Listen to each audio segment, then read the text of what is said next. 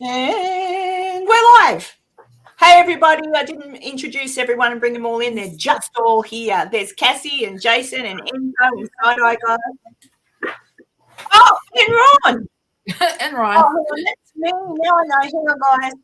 Stupid Karen. Give me a second. What have I done? Okay. No.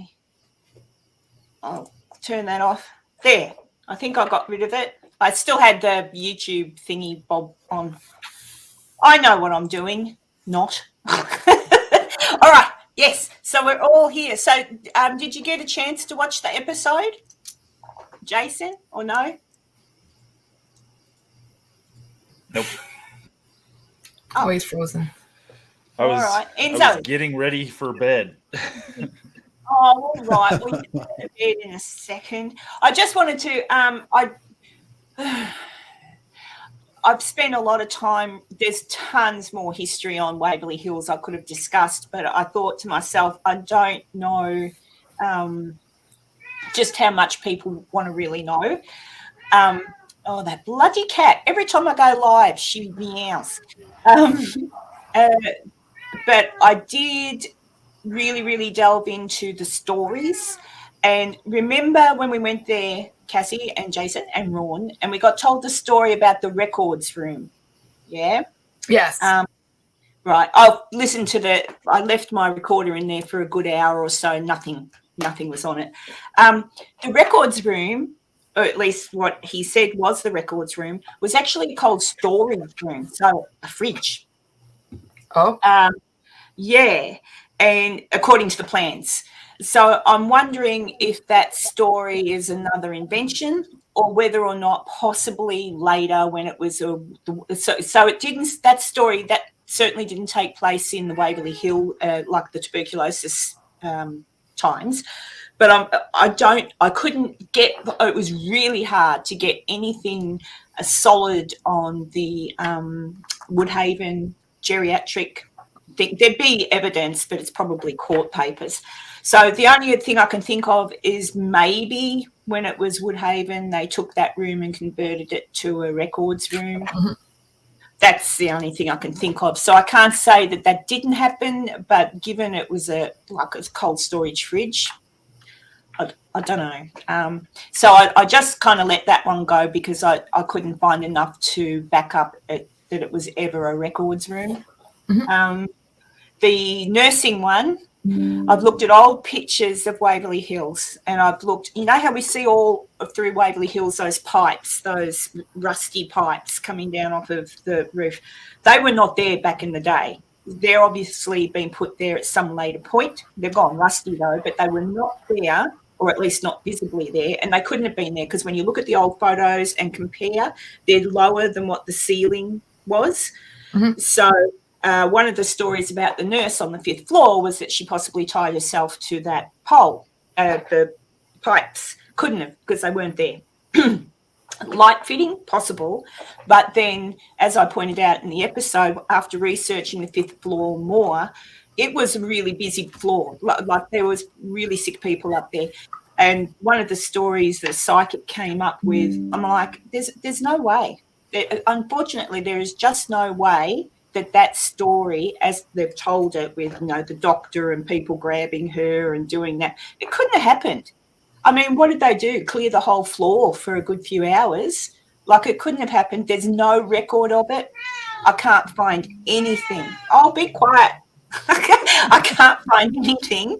And I tried, trust me, find a grave. There's a record. There's a particular, not to do with Waverly Hills, the people who own it now, their website. There's another historical website where it's like a foundation. I'll give people the links if they want them, but they've got great records of what actually still exists. They've got staff who was the staff for all those years. So from 26 all the way to 61 when it closed down, they've got who the staff was and their names.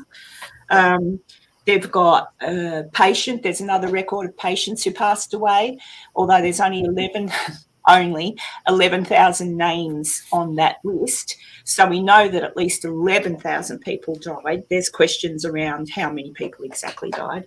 But yeah, the more I researched that story on the nurse, the more I just failed to see it was even slightly true.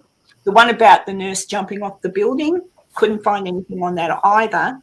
But given how high that wall is outside, I can't say that that never happened because I just couldn't find anything. So but there's no deaths in that regard registered in newspapers, nothing. There's nothing, unless that did happen, and that's why they ended up putting the mesh around the roof. Don't know. But there you go. Yeah.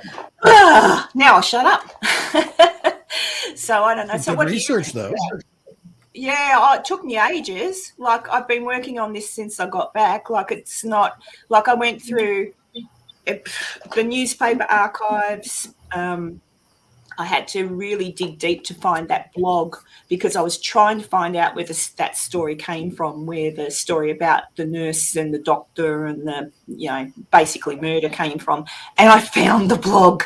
So a 2010 blog from a lady who went there on a tour, and her and a renowned psychic went up to the 5th floor where Mary spoke with the psychic and told her the harrowing tale in detail. And I thought, so that's where it came from. No offence to psychics. I'm sure there are some out there who may well be real, but to invent a story like that, that one's even more impossible to believe given how that floor worked. So, and I did dig into it too, that 4th floor, where we got told it was the forgotten ones. So it certainly wasn't. I spoke to, what's her name? Tina, the lady who owns the place. So that wasn't while it was the hospital, obviously. It was when it was the geriatric thing. But yeah, so I'm exhausted from the research, but there's more. I just couldn't put it all in an episode. So there you go. I think Side-Eye put him to sleep. You're right. I'm listening. I'll shut up now and let anyone else say anything they would like. Oh, my God. Well, I'm releasing my Waverly Hills episode on Thursday, next Thursday at 9:30 Eastern, which is 11, not 9:30, 9 o'clock Eastern, which is 11.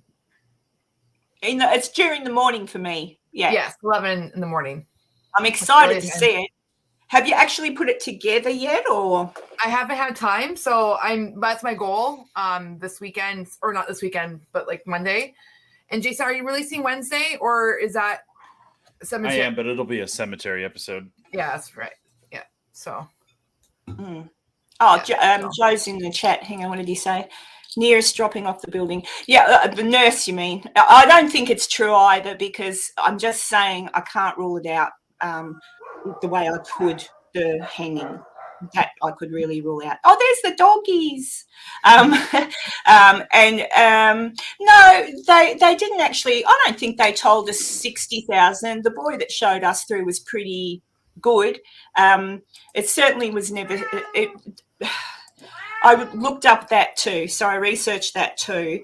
There would have, as I say, that list of the dead that I did find, it gave their names, date of death, and what they died of, right? So there's a big list of people who passed away there, their names. I found obituaries and all sorts. So there was probably a fair bit, but I wouldn't say 60,000, because even if you work that out over the years, the hospital was functioning, and given after the 1940s, cases started to go down because they did have streptomycin, I think, was the antibiotic, and then that helped. But then once they got the penicillin, that kind of fixed it. So it was high, and then it started to go down, and that's why they closed in 61. So 60,000 is an exaggeration, but I would still maybe hazard a guess at 20. If the list that I saw has 11 on it, 11,000. But I probably wouldn't go much higher than that. Even the people that work there, because I've watched I've watched videos where they've been interviewing old patients from there. I've watched a lecture from a professor that was talking about the hospital as well, and she touched on that. I've gone down the rabbit hole, but proper rabbit hole, like not off with all of the silly stories you hear. You know what I mean? Mm-hmm. But yeah, I'm looking forward to seeing your episodes though, because Yeah, if I'm silly pretty old excited. me, yeah, if That silly no old me, is so clear.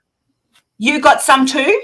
No, like when I heard the no, Oh, yeah, so with I'm the really no. curious to see if our camera because our camera tends to pick up a lot of EVPs, so I'm really curious to see if that was just my phone, and that's why I thought, oh, like I couldn't believe I heard one, because I thought, oh, it must be me breathing it. That's why I put, because you do hear me go, and I didn't want people to think, but then you hear it's clear as a bell. No. Yeah.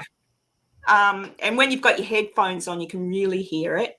I don't know why that is. Does anyone know why that is? Like when you make a video and you put it on, if you're not wearing headphones, you got to really listen, but you pop the headphones on and it seems to be clearer. I don't know why that is. Well, it isolates, right? Like the outside noise is more direct to your ears. Yeah. Yep. But I was like so excited. I thought, oh my God. So I'm really, really getting excited to see Jason and Cassie's episode. Hey. Hello. I've just better check because I'm dreadful. I still haven't learnt to be good at looking at my thanks, Betty. Betty said I looked cute. Thank you for the compliment. Oh dear. Sunsaver, just found my lucky dime. Remember the old saying, one thin dime? They would get worn down from decades in circulation. This is a 2014 that's as thin as my. I've got a dime from not a dime, a penny from 1886. Cool. That's my lucky penny. It's got a picture of Lincoln on it. Although, hang on, all your pennies have Lincoln on it, don't they? Yeah. But the other side's it's an Indian head penny. It's got it's got an Indian on it. Oh shit! I get worried about being politically correct. A Native American in full headdress on the penny. I like it. Hi, Sharon. Now, if I missed anything important, I don't know. If I have, just ask me again, because now I'm actually paying attention to the chat. Oh, geez. I'm a shocker. Was that the first time you'd been there, Karen? Yeah. I'd like to go now that I really, really know. And also there's a basement. I didn't realize there was a basement. Did you know there was a basement, Jason? I didn't know.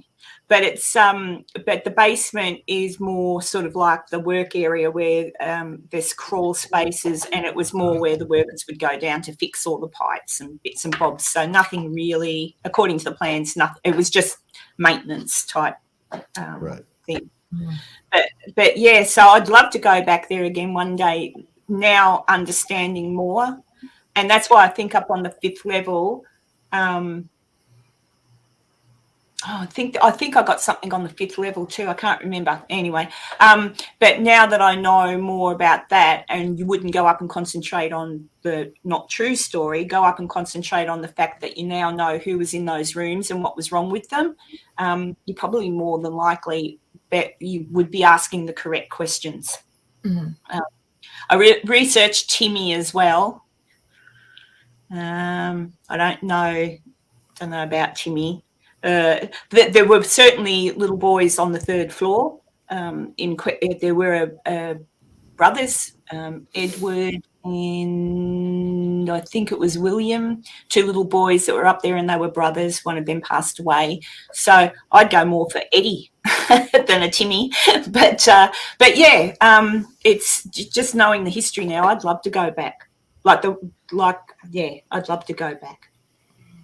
It was Sorry, a cool location. No, I was gonna say it was a cool location, like because I mean, I only ever saw it from like brief, watching YouTube or whatever, so I didn't really know what to expect. But it has a whole vibe when you actually go there, and I found it impressive. yeah.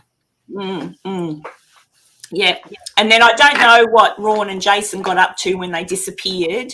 You don't need to know, Karen. That's all I gotta say. That was my time, right, Jason?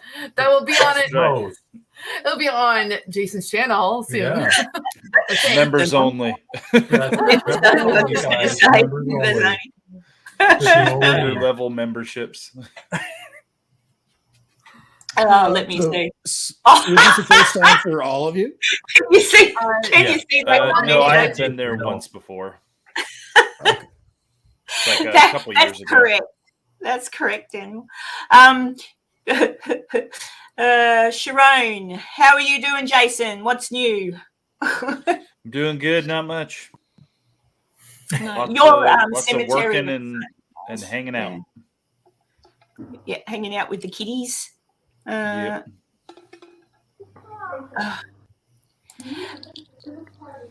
Oh yes, no, that's all right. I just, you'd never know. I never say anything to insult people, but you never know. Hey, Sun Saber. So I try to fix myself. Oh, my crown's tilting. What else was I going to ask? Yeah, because you and Ron you got up on the roof, didn't you? Like the bell tower, you went up the next set of steps. Is that correct? Did anything happen? No, we just went up on the roof access area from the top floor. Ooh. Well, you've got to review it yet. You never know. You never know. Yep. That'll be in a couple months. Takes a while to put out all these episodes every other week. Yeah, I know. And hang on, what's it? Sunsaber, I'm a recent convert to the paranormal stuff. I would prefer all anomalies events be written off as aliens. Aliens I can deal with. Eventually, maybe. Ghosts require hiring a priest or a witch doctor. Well, you never know. It could be aliens. It could be aliens. It could be on that other sphere that we're told we can, if we concentrate with our minds. Is it Green that says that? Concentrate with your minds and telepathically concentrate, and you'll be able to speak with the aliens and invite them down for a cup of coffee. I have been trying. It's not working. The busy signal. Yeah. It's just kind of like, Actually, there's a lot of phone works one way. there's been a lot of people lately in the last few years that if you subscribe to the multi-dimensional type of scenario, then everything under that paranormal umbrella kind of works. That's all your cryptids, all your UFOs, all your ghosts, all of that stuff kind of falls under that same umbrella, which for people that like, you get those weird places like Skinwalker Ranch and Bridgewater Triangle and Mount Shasta, that where you have all of these things in a very small area where you're getting cryptid and UFO and ghost type activity all in the same general area. That can't just be like 20 different specialties all happen to be at the same place at the same time. There's something in common there. So, Right. And that's what I but that's when I'm glad to see Sunsaber like expanding the horizons a little bit, because they may all be related. So, well, you don't know. I mean, Einstein's theory. So, timey-wimey stuff. that's it. Wibbly wobbly. Are you still with us, Side-Eye? Nope. His children have taken him away. No, can you not hear me? Now I We hear can. you now. We hear you now. Yeah, I'm here. Yeah, every now and then his little girl comes in, and it's quite cute. I love hearing that little voice. It's like a little fairy's voice. She's very cute. Has she lost any more teeth yet, Side-Eye? No, she hasn't lost any more teeth yet, but it's not her birthday today, but it's gonna be it's her birthday party today. So it's later on today. It's gonna be all steam. It's gonna be a full-on day today. and tonight after the party they'll be full on. Yeah, I hope they just crash. That's what I'm hoping. Yeah, I did I know I make. will. I did want to make a comment on your video, Side-Eye, the one you did on, what were they called? The boys that went to that poor lady's house, Paranormal Nightmare. Yeah, they are. I just thought that poor lady. Side-Eye put an episode out that wasn't for a laughing thing. It was to kind of voice some concern for a lady that thought she had a demon in her home and it was doing all these horrendous things. So she invited those boys along, and it wasn't a very well explained episode, though, was it, Side-Eye? Like, they didn't give you, they gave you information fleetingly. It's an extremely complicated episode. So for those who don't know, like, normally I make more comedic videos, but so I for the first time ever I made one that was very serious, and it probably wasn't really my domain to do. It was just that when I watched it, I couldn't get it out of my head, so I just felt like I had to make some sort of reaction to it. And the woman in it who claims that she has a demon in her house is very troubled. There could well be substance abuse. There's certainly, I would say, mental health concerns there. She's been serially abused her whole life, so there could even be head trauma involved. There's a lot going on. And Paranormal Nightmare went there to help her, and in the video I explained that I don't think they're the worst guys. I actually think they're by far the best, most real and decent guys that I've done a reaction video to within the paranormal circles. But it was very, very concerning, some of the things that happened in that video and the way they treated Cheryl and the way they dealt with the situation as a whole. Yeah, it's a lot to unpack, that video. It's a lot to unpack. And it's interesting too from my point of view, my perspective. And actually, Cassie, I'd like to know what you think, because you deal with people disabled and mentally challenged people. This lady, because you may not have seen Side-Eye's episode, this lady is clearly, there's something happening, right? She's been, there'd be post-traumatic stress disorder. She's just lost a son, so she's dealing with grief. She lives in a trailer home. That's not a horrible thing, but you can see she lives in it due to, like, she doesn't look well. Like, she's obviously got not a cent to her name, and my worry when investigate or anyone goes into people's homes like this, they say, oh, it's a demon. They're not trained to understand the mental illnesses that they might be dealing with. They're not trained at all. Paranormal Nightmare don't even, at least as far as the video goes, they didn't even acknowledge that she may well have mental health issues. Exactly. Like it wasn't even something that was mentioned. They didn't mention anything about substance abuse. They didn't mention anything about head trauma. They didn't mention about mental health. It was just, there is a demon in here, and they are feeding that delusion to her, and they're not. And just also sort of just for full context here, it wasn't just that her son died; it's that her son was murdered like a week or two prior to the second half of the video being made. Yeah, she's got fresh. Yeah. She's fresh in the grieving process, and Absolutely. she's manifested all of her past traumas and her grieving and everything into this demon that's in her house. And my argument in the video, because I don't really feel comfortable about completely bad-mouthing Paranormal Nightmare too much, because I think they did some things right. But as far as I'm concerned, as soon as so what happened, long story short, they went there. They were very vague on the reasons why they said they wouldn't help her.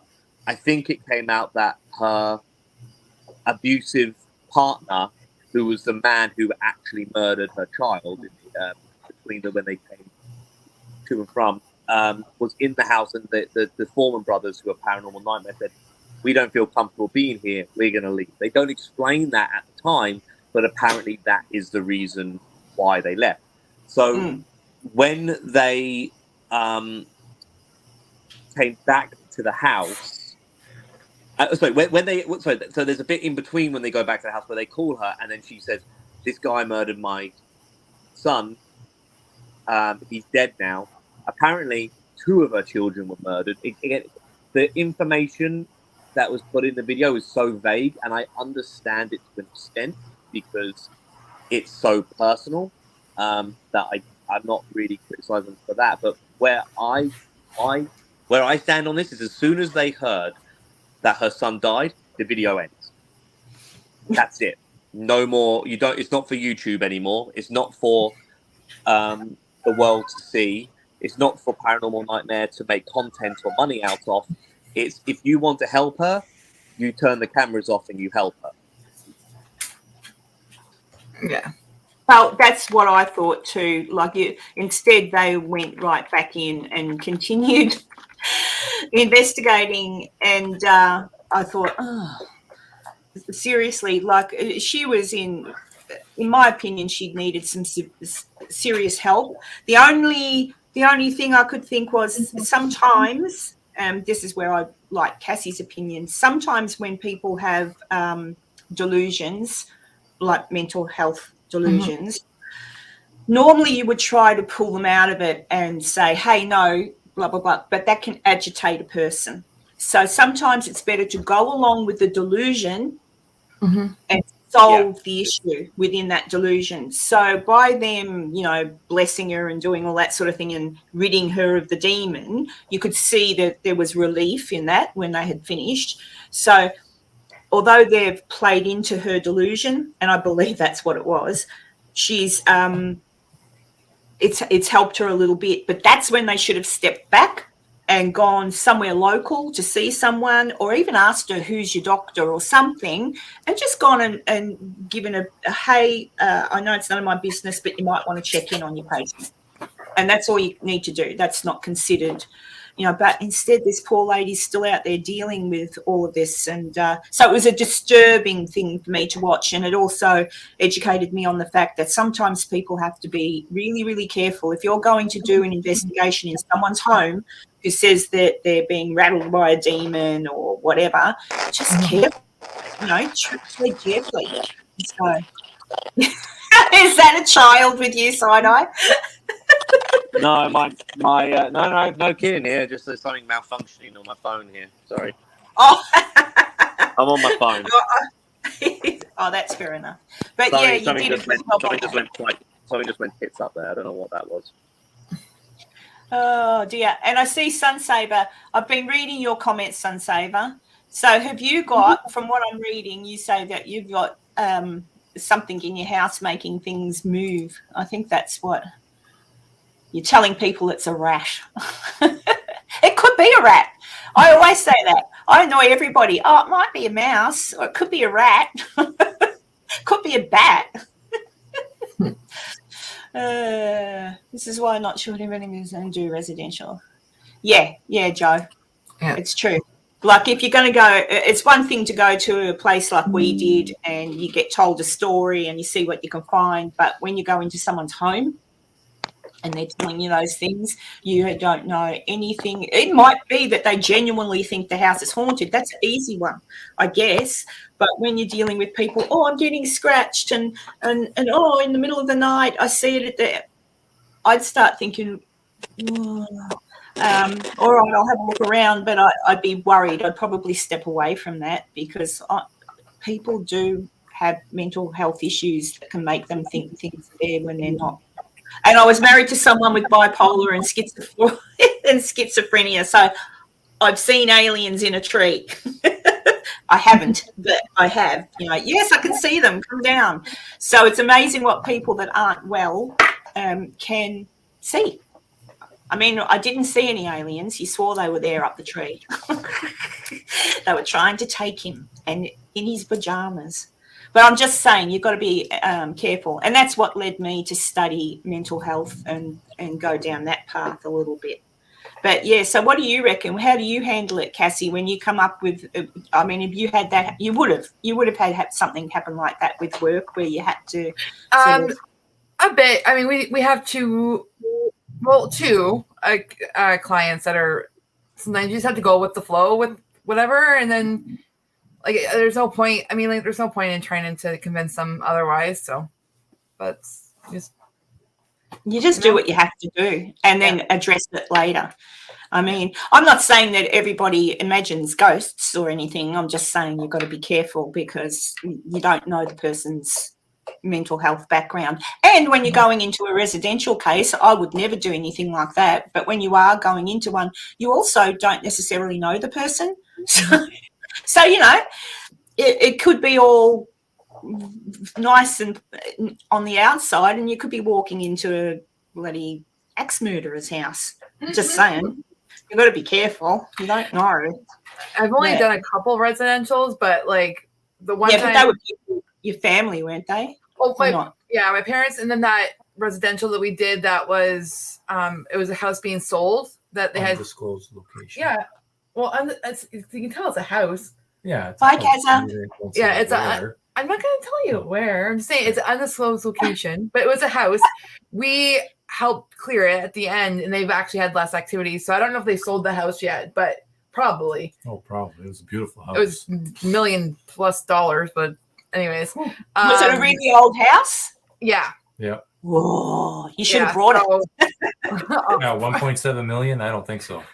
It would have paid for itself with all of those overnight investigators coming in to pay $1,000. Well, we cleared it. It wasn't really activity there, but and then I went to one house to kind of scout it out with a friend. She does the ghost walk tours in Niagara Falls, Ontario, and that one we actually think it might have been not necessarily haunted. So you never know, but that was an actual investigation. But that was like a scouting, and we're like, I don't think so. Yeah, I know. Yeah. But the last lot of footage I've got to listen to, I didn't even realise I took any, was at Bobby Mackey's. I do have some, but I don't know how much. So I'll probably just delve into the history and the background of that, and then you guys can see if you got anything at all. But you know, I mean, I didn't think we got anything at Waverley. I mean, I know while we were there, we heard things, but I didn't actually know if we got anything. So I was happy to see that we did, given I thought great place to go, but nothing happened, like nothing major, you know, for me. But there you go. It pays. You've got to listen and look. So I'm still, now that I've listened, it's really hard to listen and look at footage because you're listening and you're looking, but there's so many different places to look that you could miss something, easy as. So I don't know. You know, sorry, Karen. Sorry, I want to do this. I have to go already. Sorry, I had to cut this so short, but thanks for having me. No, birthday parties come first.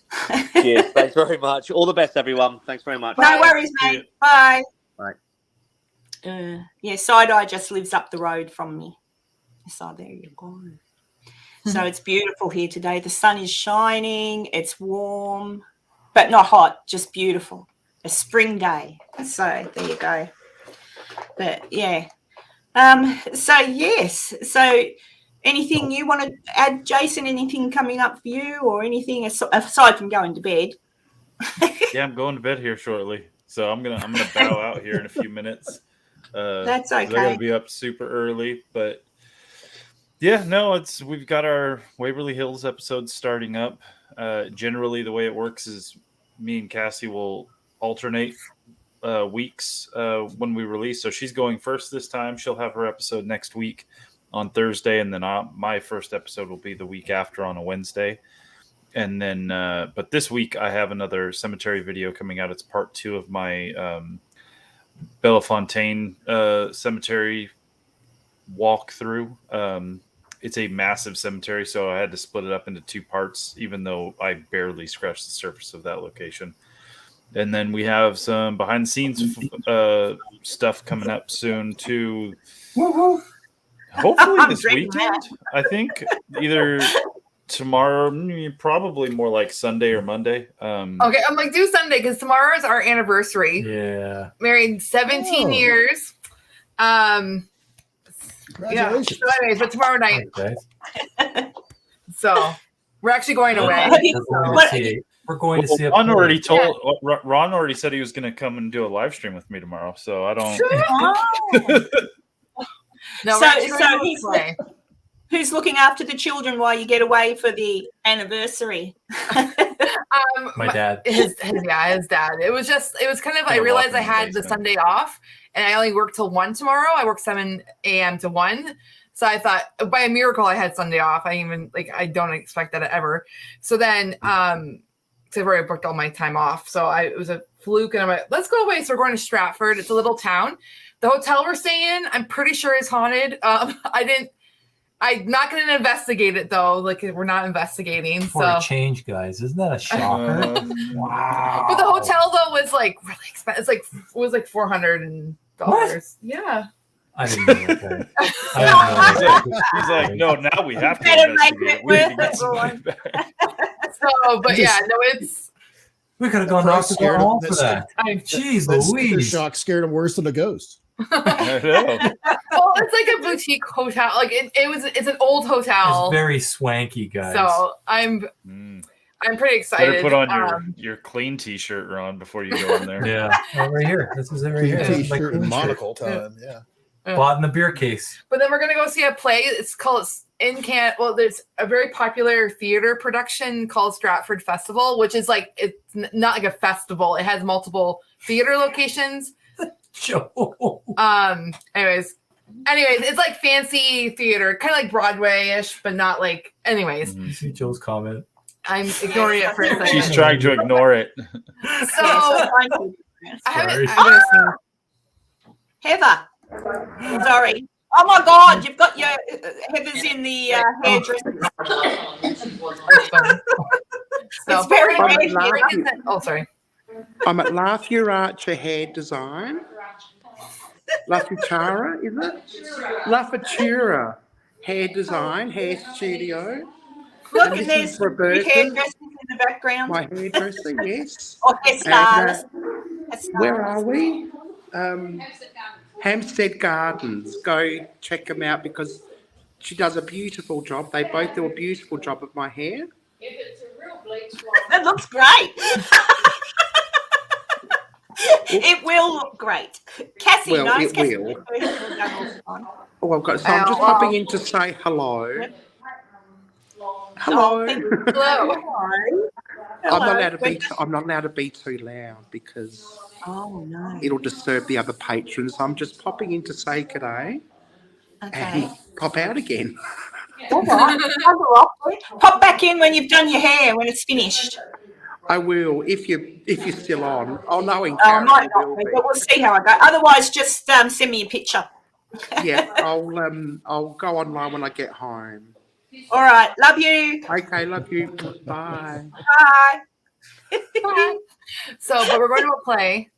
And it's Yep. being Frankenstein Revisited. So it's a brand new play. So it's like looks pretty cool. So, and we're going to a brewery called the Black Swan. Oh. And then there's a museum we're going the next day.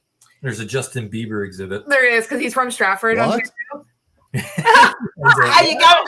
What? Oh, because it's Justin We're not Bieber. going It because just of keeps Justin getting Bieber. weirder and weirder the more you talk. No, but there's an exhibit there because that's his hometown. That's his hometown. Justin Bieber's Oh, hometown is Stratford, Ontario. The haunted location is the most normal thing you've talked about so far. I know, Actually, right? this is a haunted location because they have ghost walk tours there, and I'm like, I'm only going because I saw that and I want to network.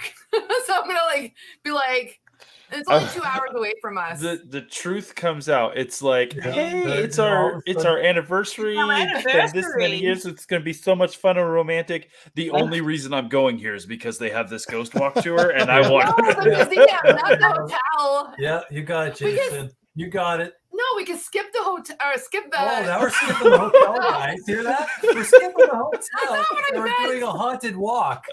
I meant to say skip the museum, but I So thought it was that- kind of cool. That'll be the surprise, Networking. guys. They're going to show up in Stratford. I'm thinking I'm going to this hotel, and they'll be like, "Oh, we're going to the museum, but did I tell you we have the museum for the night for $400 because we're doing a haunted investigation?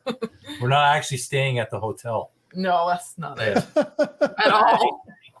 She So- wouldn't do that to you, Ron. No, I'm She's excited. like, "Hold the to go to camera." hotel. Although it's a That's good okay. idea, Cassie. I actually had Actually, a question about Waverly like that is, do you have to pay or rent it out for like the night kind of a thing? And is it just Yeah. you the Yes. whole time if you pay? Yes, it Wow. broke my piggy bank, but it was worth it. You have to pay a fee, and then you get pretty much free reign of the place. Yeah. Oh, okay. What was it, from like 7 to 3? I think. 3 or 4 in the morning. I think. Yeah. Four, I think. Yeah, Four, I think it was. Yeah. I think it was and four. then they Yeah, kick they you charge out, you. kind of thing. I don't know if it's gone up. It probably hasn't, but $1,200. Ooh. Yeah, and normally it's split between. You can have up to 10 people. So normally it's like it was funny when we showed up. They're like, "This is it," because it was only the 4 of us, Yeah. right? So, because typically people go in like big group, like a group of 10. Larger groups. But- yeah. We only went with the 4 of us. So Mhm. Yeah, and I think it was much better that way because once you're in there and you realise how noise can carry, because it's quite windy. 'Cause there's like Very it's few open. doors. There's no windows Yeah. on half the Yeah. building. Like, if That's, you make a sound downstairs, it's not unheard of that you would hear it upstairs. That, Yeah. that Kind of death thing. shoot was pretty cool. yeah, we'll not talk about it yet because it has to be. No, I know what really I talk about. Yeah, I Yeah, have yeah, no yeah. footage of the body shoot. Oh no! Oh no! No, That- It was Ew. way yeah. too dark, and Oh, like you'd my have footage really good, yeah, was crap. you'd have really good footage, wouldn't you? Because Ron was down the bottom there. But Don't give any more away. that was the other thing I got. I can't Uh-oh. say, but that Uh-oh. was the other thing. I got something in the body shoot. And Oh, wow. Undeniable. It's undeniable. All I'll say, because I'm so excited, and it's like when I give presents, all I'll say is when we were walking back up, and Jason was in front of us, you and I were walking back up, and I went, and I asked you a question. I said, "Are you singing too, Cassie?" And you said, "No." And I went, "Oh, must have been an echo." Oh. That's all I'll say. And it's clear, clear, clear. And I'm stoked. I thought, oh my goodness. So there you go. But so Cool. that I think I've got it. I don't know when I've set the premiere up for. I can't remember now. It's set up. It'll be on my channel. I think I did it for Tuesday morning my time, which would be Monday night your time. I am teasing you, Dantex, and it's not the only one. Oh, I And- work Monday night. Oh. Mhm. Oh, do you? I just watch Yeah, I it. work till 9. Just go. I'm going to the toilet. Go I have off 2 and more watch. shifts, and I'll be done. Oh, I'm gonna show everyone my newest tattoo. I think you guys will appreciate it. Yeah, Oh, so one you of got my it. newest tattoos. So it's a little ghost and Guys. puppy. Read a book. Reading Oh, and then book. there's bacon right here. Oh, you did get a piece of bacon. Yeah. Where's the cheeseburger? On my shoulder. Not even kidding. And then I got a star. I was filling out my arm because before I start massaging people, start my practice. So, but I still have room up here and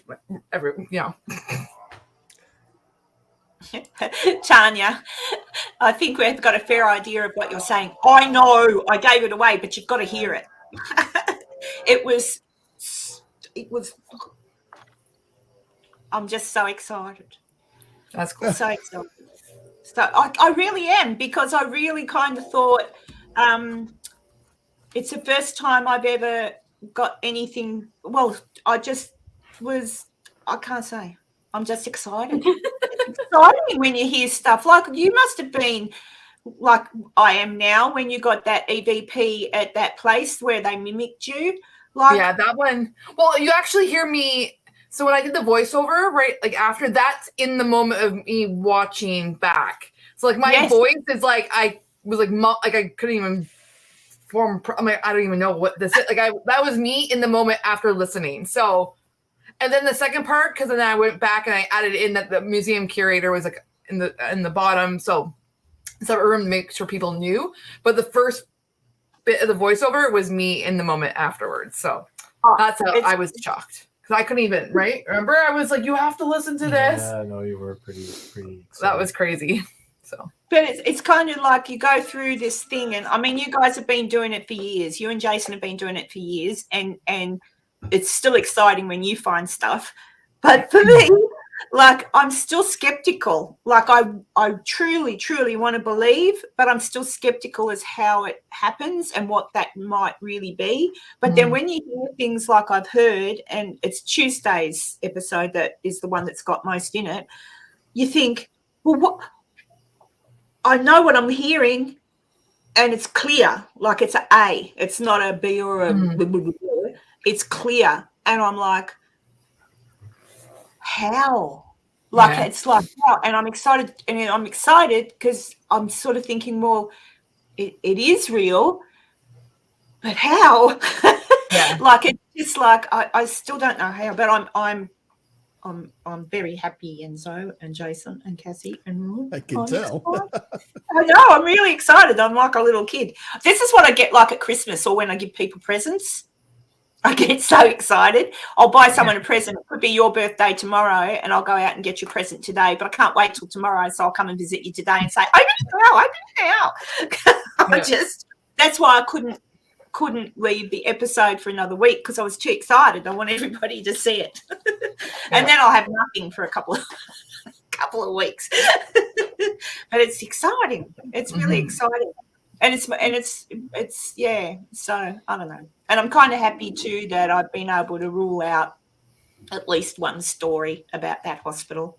But you know, and there's a few other stories in regard to Waverly Hills too that I kind of think doesn't really fit in with the history, but the thing I like about the guide that we had take us through, he was very much the same frame of mind as we were in regard to some of these stories, and he pointed out a few relevant things, and then and because that is the thing, all of those pipes and stuff that you can see in the ceiling, they were, I don't know when they were put in, but they certainly weren't there at the time that these stories take place. I've got a feeling maybe it's some kind of watering system, sprinkler system. I don't know. I haven't had a proper look. So it depends when that was installed, but it certainly wasn't there. Like they weren't there. That place was pristine. The roof, like when you look at pictures of your roof, it was beautiful, and all these beautiful, you know, the light fittings were beautiful, the plaster work and the ceilings. It was all beautiful. It's such a shame that after it got shut down, that people went through and they must have stripped it. I'll be right back. That's okay. I'd say too, because a lot of the ceiling stuff is missing in some rooms, like. It's just they must have had that pressed metal. You know how they used to make. I think they made it out of copper. I'm not sure what they made the old-fashioned roofs out of, but you know where it was all pressed in a pattern and it was just metal. Right. So they've got definitely people have gone in there and just stripped it of all the copper and anything of value at all, which is so sad because. Beautiful building. It'll cost a fortune to get that back up and running. I don't know that they ever would. Unless someone like Elon Musk comes along and says, I'll pay for it. But then he'd just buy it. But there you go. Sorta reading. What are you saying, Sorta? My grandmother's old apartment, as it's been around for her from Santeria, I'd hear voices and feel breath and pressure in my ear, types every so often, day or night. I haven't heard a breath in my ear for a long time.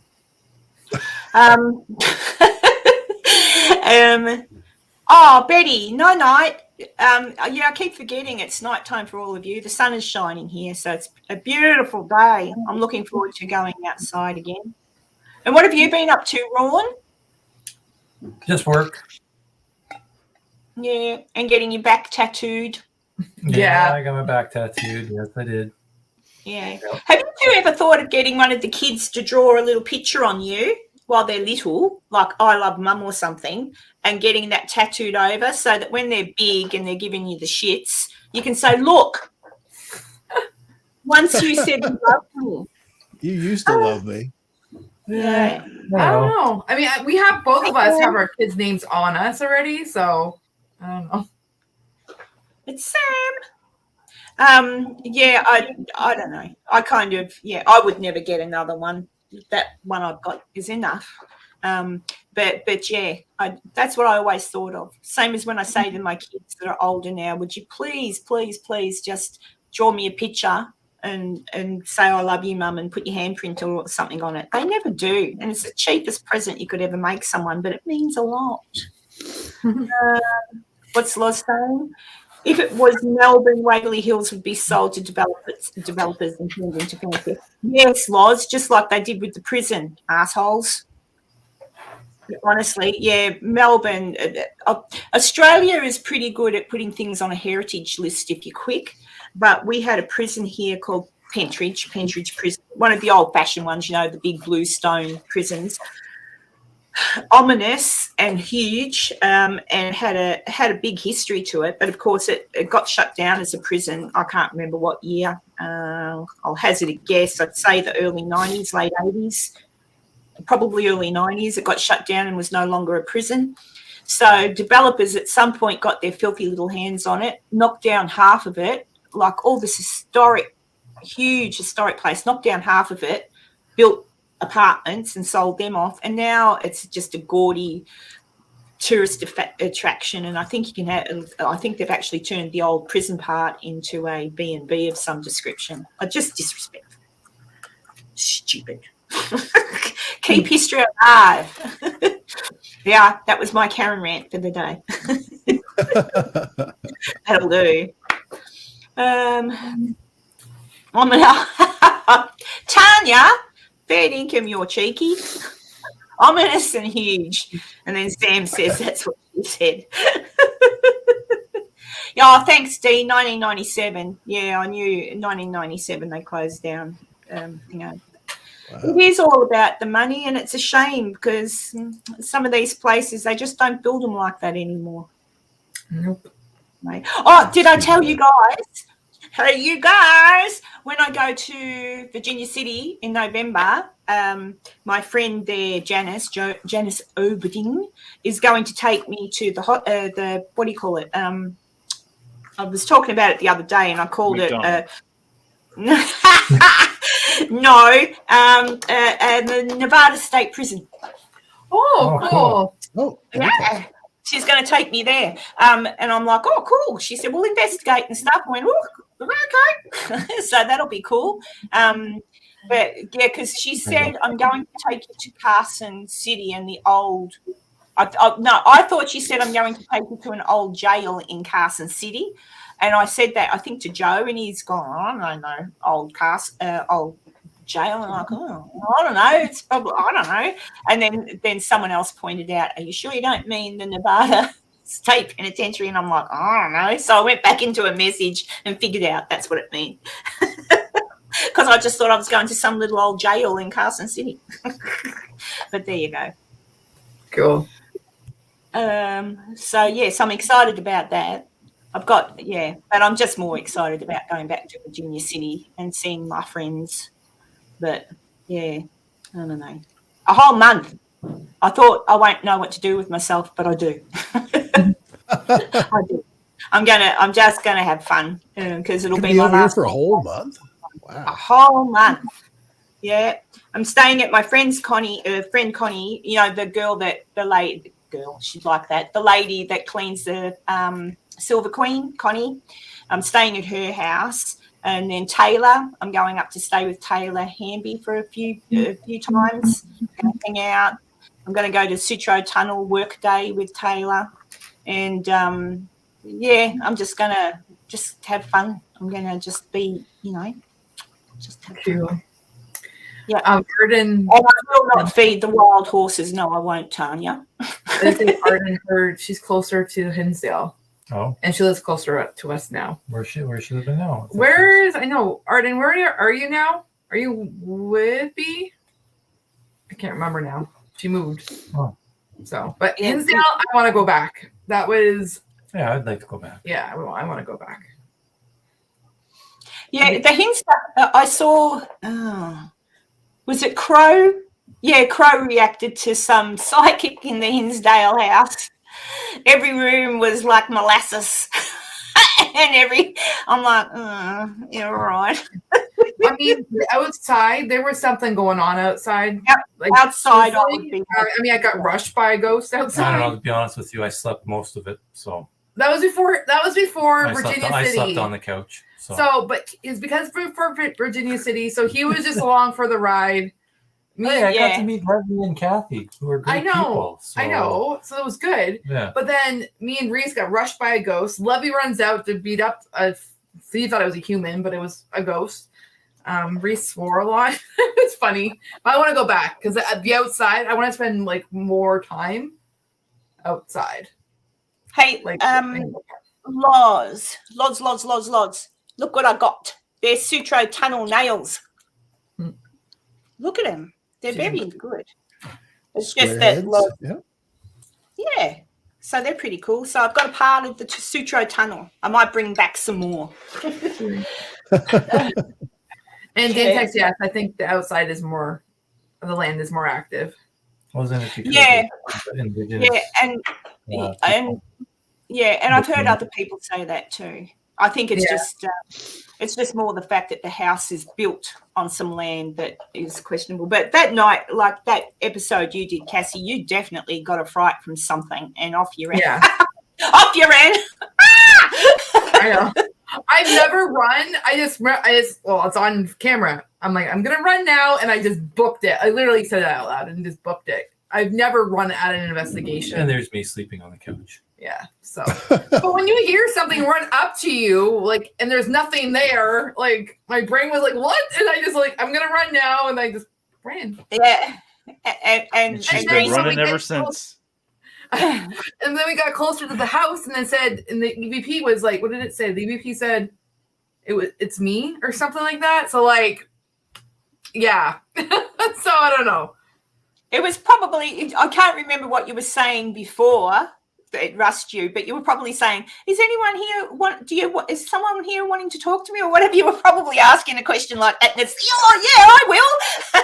And then you've taken off and it's gone, it's me. Well, no, because at that time we were just walking and I had to I kept feeling more uneasy, like very, very uneasy. And so I said, I even said it out loud, I'm like, suck it up, Cassie. Because I'm like, why am I so scared? Because there was no reason for me to be scared. And next thing you know like I move a foot and the next thing you know, we're getting rushed, right? So that's why I've been trusting my gut more on investigation. So when I'm feeling uneasy, I'm trusting my gut because of what happened at Hinsdale. Because I ignored my gut, and then that happened. So I mean, it makes for great evidence, but That's fun. Yeah, it was funny to watch. I mean, it wouldn't have been funny for you, but it was funny to watch. Just one night, we have an old hospital we could but can't investigate, they say, because of asbestos, but yet they are selling it as real estate. How does that work? Can't investigate, but can be sold because they'll just knock it down, mate. That's why they'll just knock it down. Because it's really expensive to get rid of asbestos, unless it's a classic building, and then they might get rid of the asbestos. But that's why, and you don't want to breathe in asbestos, so I'd stay away from it. Do not. yeah. No, you want to keep well away. Law just said, Sorry, go. No, you go. The law just said you're not supposed to run away. You're supposed to run towards. But when I was feeling as scared as I was, that's why I ran away. Oh. I don't think if I wasn't scared, if I think I was okay, I would have not run away. I would have stopped and whatever, but it was just too much in the moment. Yeah, no. And you don't just one a warehouse. I don't know how they'll get past. Dantex says never ignore the gut. Always follow your gut feeling. Yep. Yeah. I don't live by that motto. I always ignore the gut and pay for it later. It's like, but that's all right. My gut right now is too big to ignore, so I have to. My gut's disappearing. It's disappearing. I've lost another 5 kilos. Woohoo. Nice. Yeah, I'll be happy. So by the time I get to Virginia City, I should be right. And I'm doing some exercises to strengthen those legs because I know I've got to do a lot of walking in Virginia City. Walking. Those stairs are shockers. And just the inclines, but yeah. But never mind. Thanks, Sunsaver. I do try. I'm trying. And I feel so much healthier too now that I've cut out all the crappy stuff. So it's good. Yeah, I need still, to I still work on miss that more it. myself. I walked past in the supermarket. I went to buy some foods the other day and I got my fresh fruit and I got all my healthy stuff. And I'm walking past and they were just putting out all these fresh cakes, but not cake, like, cheesecakes and slices. And I've looked and I've gone, don't even fancy one. So I thought, cool. Because normally I couldn't go past that. It'd be like, oh my God, get me a cream cake or something like that. But now I don't even have a craving for them. So it's worked. So you stop long enough, you no longer crave. Karen, I'm gonna go because I have That's to work. okay. You've got to work, and Jason's already asleep. Look at him. Jason started earlier than me, so Yeah, I know. What time do you have to start work? 3 o'clock or something stupid like that, isn't it? In the morning, Jason?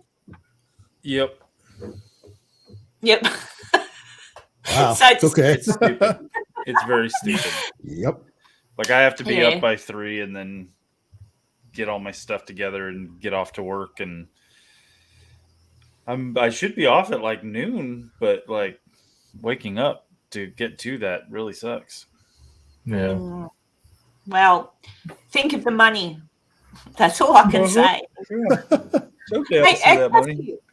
when's I'll your take it rid last of the day at kids. work? I thought you were already finished with your old job. me? Yeah. No, the 16th of September. And then you're having So- 2 weeks. Yeah. Then I'm having a week off, and then I'm starting. I just actually met with my chiropractor today, to go through all like the logistics of me starting at the practice. So Excellent. yes, I but- start my studies tomorrow. Oh, not Awesome. tomorrow, Sunday, Monday. I'm going to, I'll tell you all about it in a minute, Enzo. Okay. All right. No, love you, Roy. Okay, Love bye-bye. you, Kathy. See you, Jason. Be Bye, good. guys. Bye. Bye. He's going. There we go. Hey. Yeah, I've signed up to do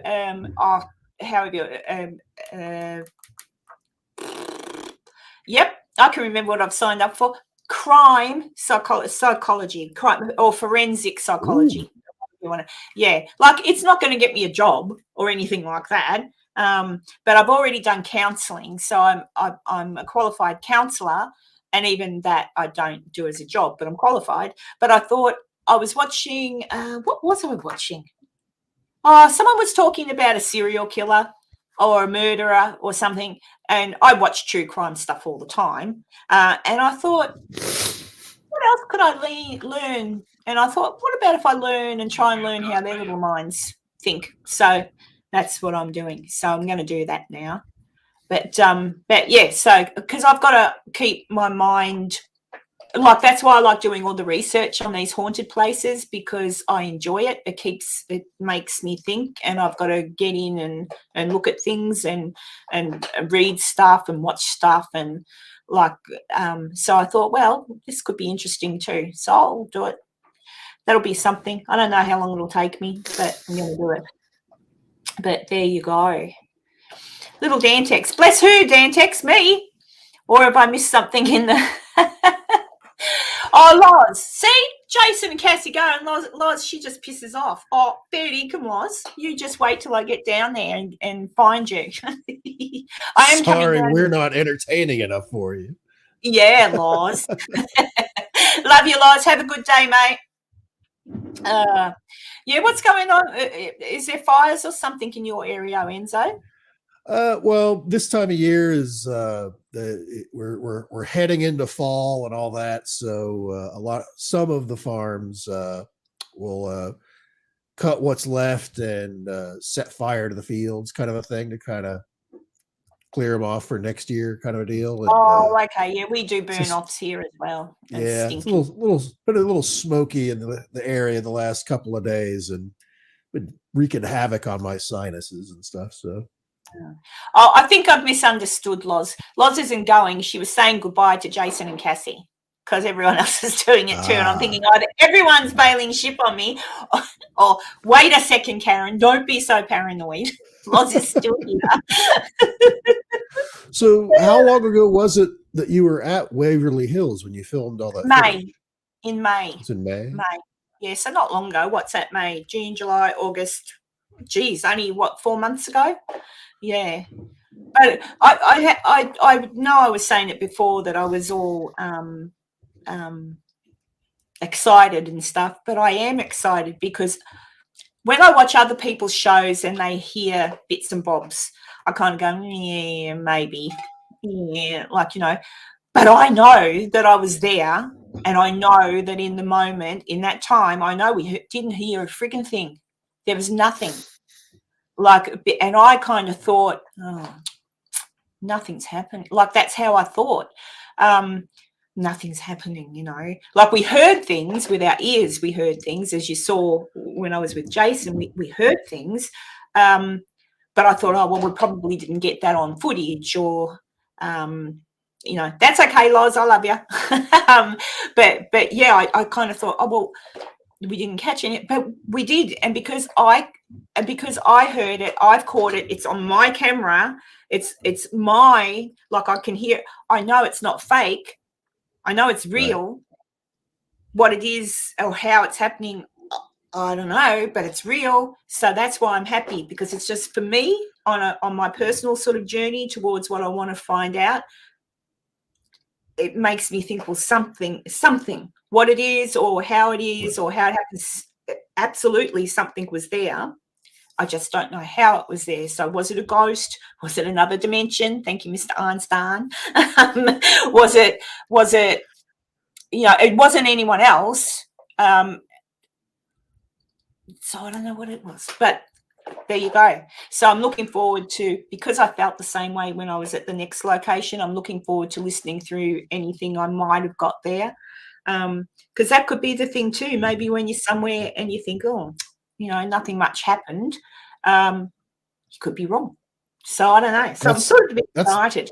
That's got to be like the best thing, though, to find that later when you thought there was nothing going on at all. It did. It cheered me up a little bit. Maisie, that's okay, honey bun. Go to sleep, and you know you're just going to miss me rattling on anyway. You could just put earbuds in and listen to me talk until you go to sleep, but then that might make you have nightmares. Love you, Rosie. What is a demon? Don't get me started, Loz. BS is what a demon is. I don't believe in him. I just don't. Not at all? Nah. I just believe in naughty ghosts, maybe. Oh, I don't know. Don't get me started. Right. It could be something. It could be a little critter from another dimension that just likes to wreak havoc. You know, a gremlin. It could be a gremlin. On like my side of the supernatural fence, there's actually quite a few people apparently in the DC area that think UFO stuff is demonic, that they're not from, aliens are not from some far distant world. They're actually demons. Okay. Yeah. That's too Maisie. Oh, look, everybody has their ideas, and who knows, they could be right, you know, but I just, when it comes to the D word, it's much like the A word. I just think there is good, there is evil in everything. I hate what she spells in front of me, everybody. I hate it. But I'm bad at spelling. No, I'm kidding. Yeah, like you say, there is certainly good and evil in the universe. Yeah. If you're going to start plastering, you know, name tags on stuff like that to say, demonic. Well, I obviously I think that at some point in the past, there were certainly some trickster, maybe even evil, tainted entities that were messing with people at some point. And they got that label stuck on them. I don't necessarily think today any kind of like interdimensional creature or whatever would necessarily be a biblical style demon. No, if we would no. think of it in that manner. Loz just says malevolent energy. That yeah, bad, like bad mojo or whatever you call it. Juju, bad whatever. Like there's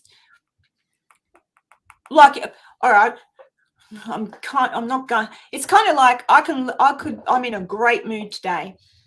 I could go down to the shops later, and it happens a lot actually going to the shops. I don't know what it is about those shops. I can't wait till the new ones open. But I go down to the shops every now and then. It's hey to everybody, friendly people milling around. But every so often you'll get that individual that the minute they walk past you or they drive past you in your car or whatever, there's like this energy that's coming from that person that's not nice. And you think, oh, you know, or they give you a dirty look, or they say. The other day I was backing out of a parking space completely within the right. I looked everywhere, and further down from me, 3 cars down, someone else was doing the exact same thing, pulling out the exact same way, right? But I'd already started, and I saw that they were starting to pull out too, but I was already half out.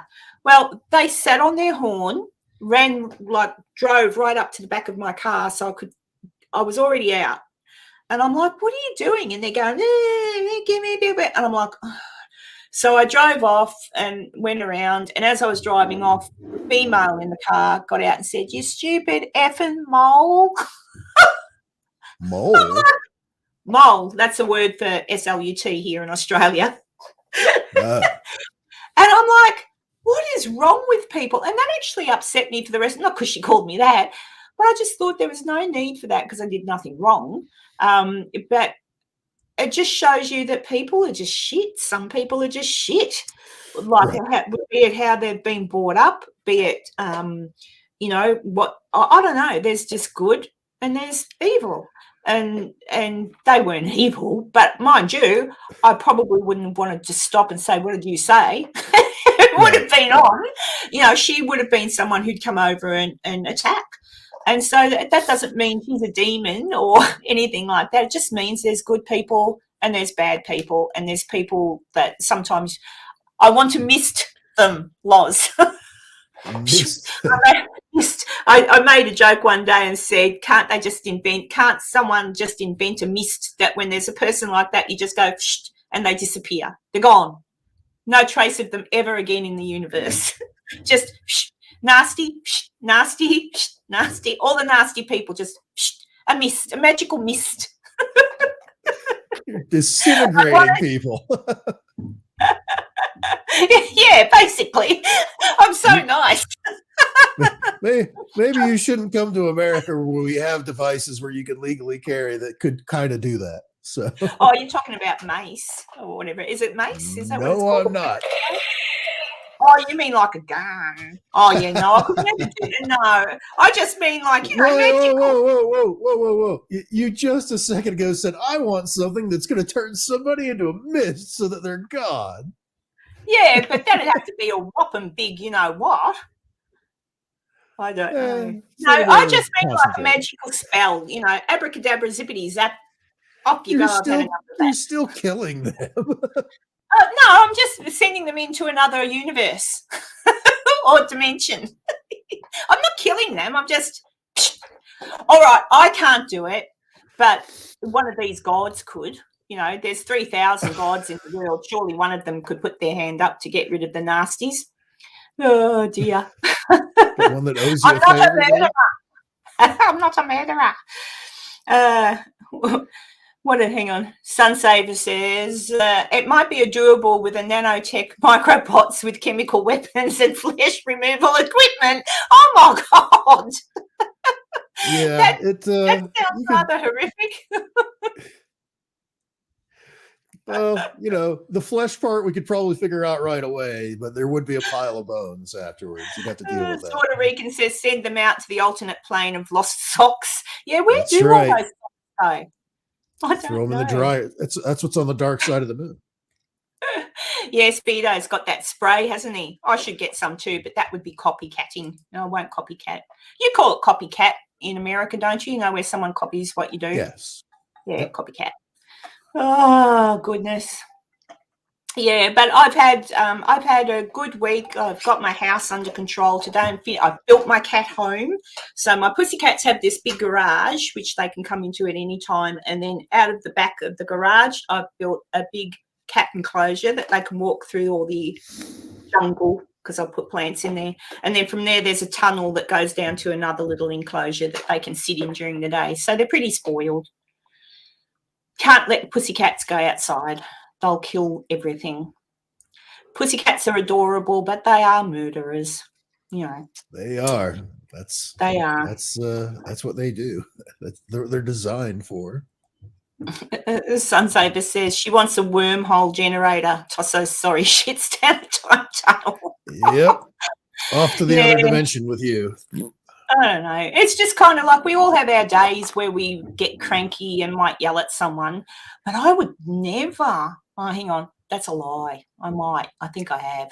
But I would never do what she did. Like, that's just, Yeah. like that's just, what do we call it? I'll have to admit, I used to be a real hothead back when I was younger. And what made it worse is I was always kind of a big guy, so I could cause a little damage here and there if needed. And I wasn't necessarily a bully, but I wouldn't take any crap off at anybody because I certainly would have been confrontational on that. But now that I'm a little older, a little wiser, a little fatter, I kind of do the okay, patience, let it slide. Okay, this isn't a bit. Oh, I'm inconvenienced for 30 seconds while this person's pulling out in front of me or whatever it is. It's all a matter of perspective, kind of a thing. And when you're young and stupid, you don't know that. No, and look, I'm still stupid. It's sometimes You're not stupid. I'm not very good in traffic. I do get frustrated. I know. I heard someone bitching about you pulling out in front of them the other day. They were yelling at you and everything. Yeah. Oh, no, I didn't pull out in front of them. I pulled out of my parking space, and at the same time they wanted to. But the way out, we're reversed to you, so I had right of way. But I didn't reverse out into them. Like, I reversed out. I started to reverse out, and I looked and I saw they then started to reverse out also. But it shouldn't have been any kind of issue because by the time they ran up my bottom, I was already ready to head straight away. So there's just some people that do things just to be dicks, Right. But anyway, yeah, and that's absolutely true. Actually, like where I live in Kansas, it's the state that's like right in the middle. It's one of the square ones in the middle. Yeah. Everyone is so super friendly and stuff like that. Like if that exact scenario where two people are backing out at the same time, we would both stop and we can see each other, and you'd see the other person. No, you go ahead.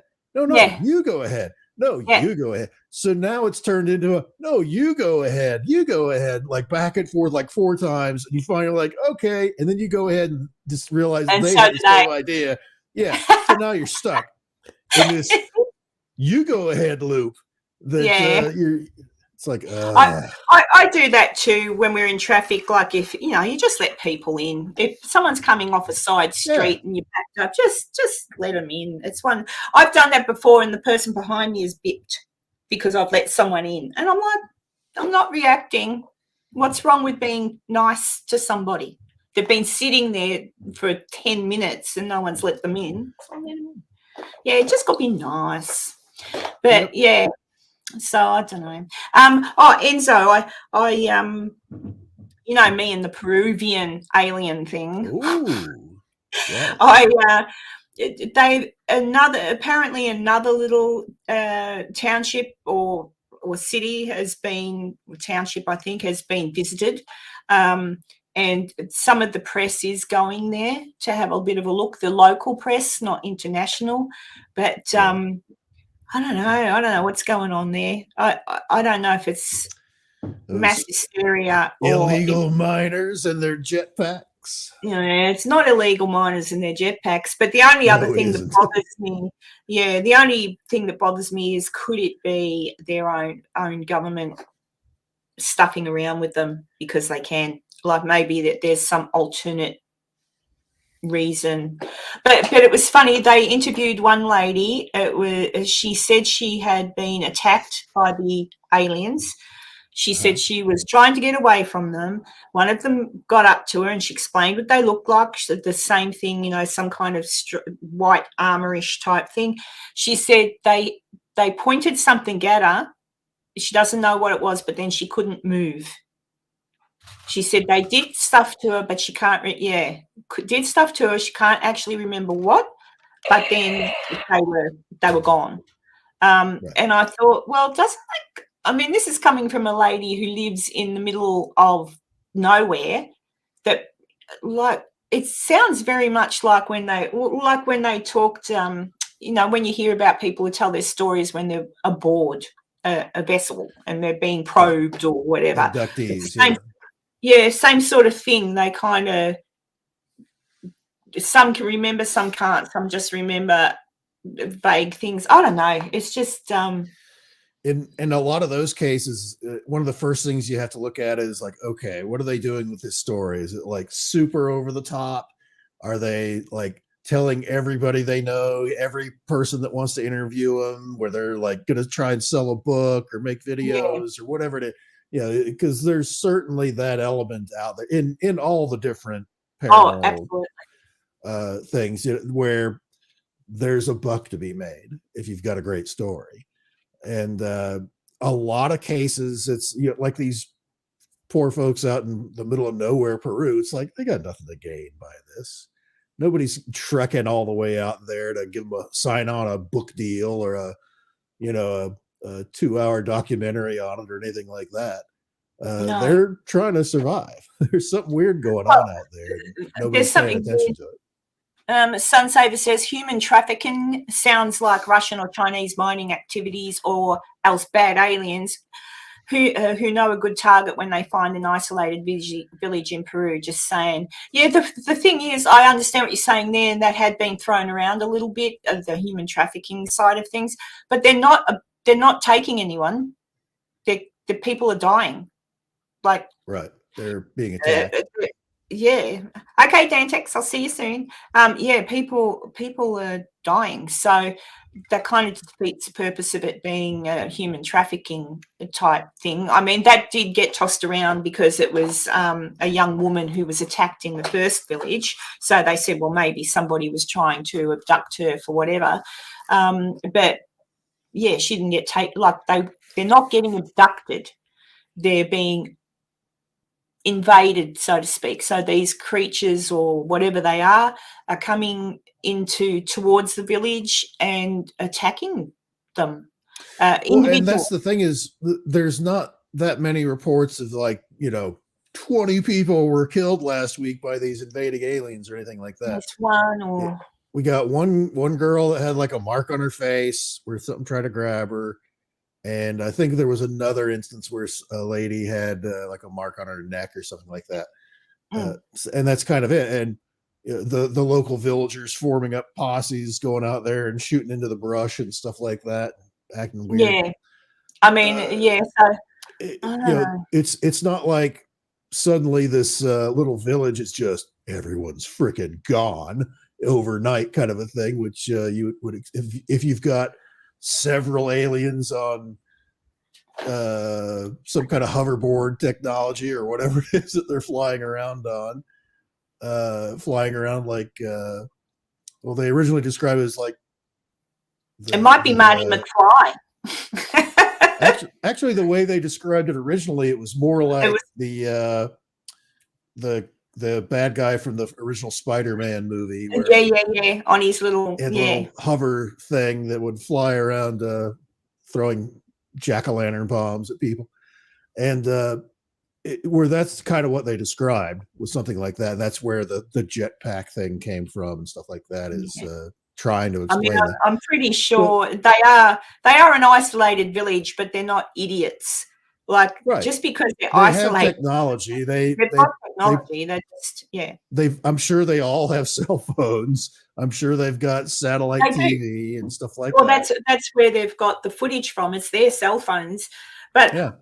Proof in point, I used my mobile phone, to take the footage when I was at Waverley.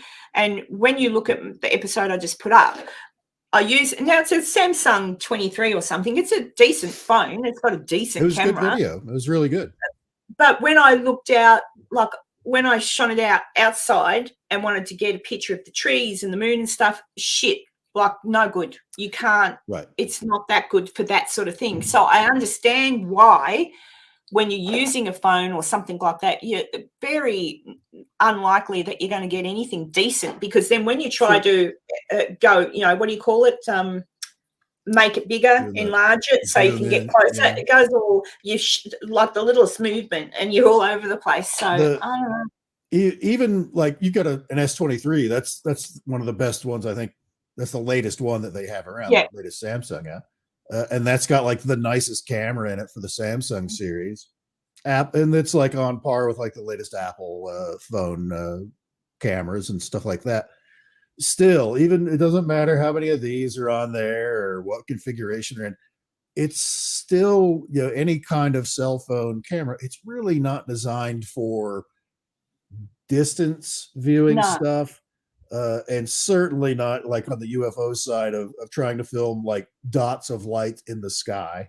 It's just, this is for close up, well lit area stuff. Let's be honest, it's for cat videos is what this is made for, and posting it on TikTok.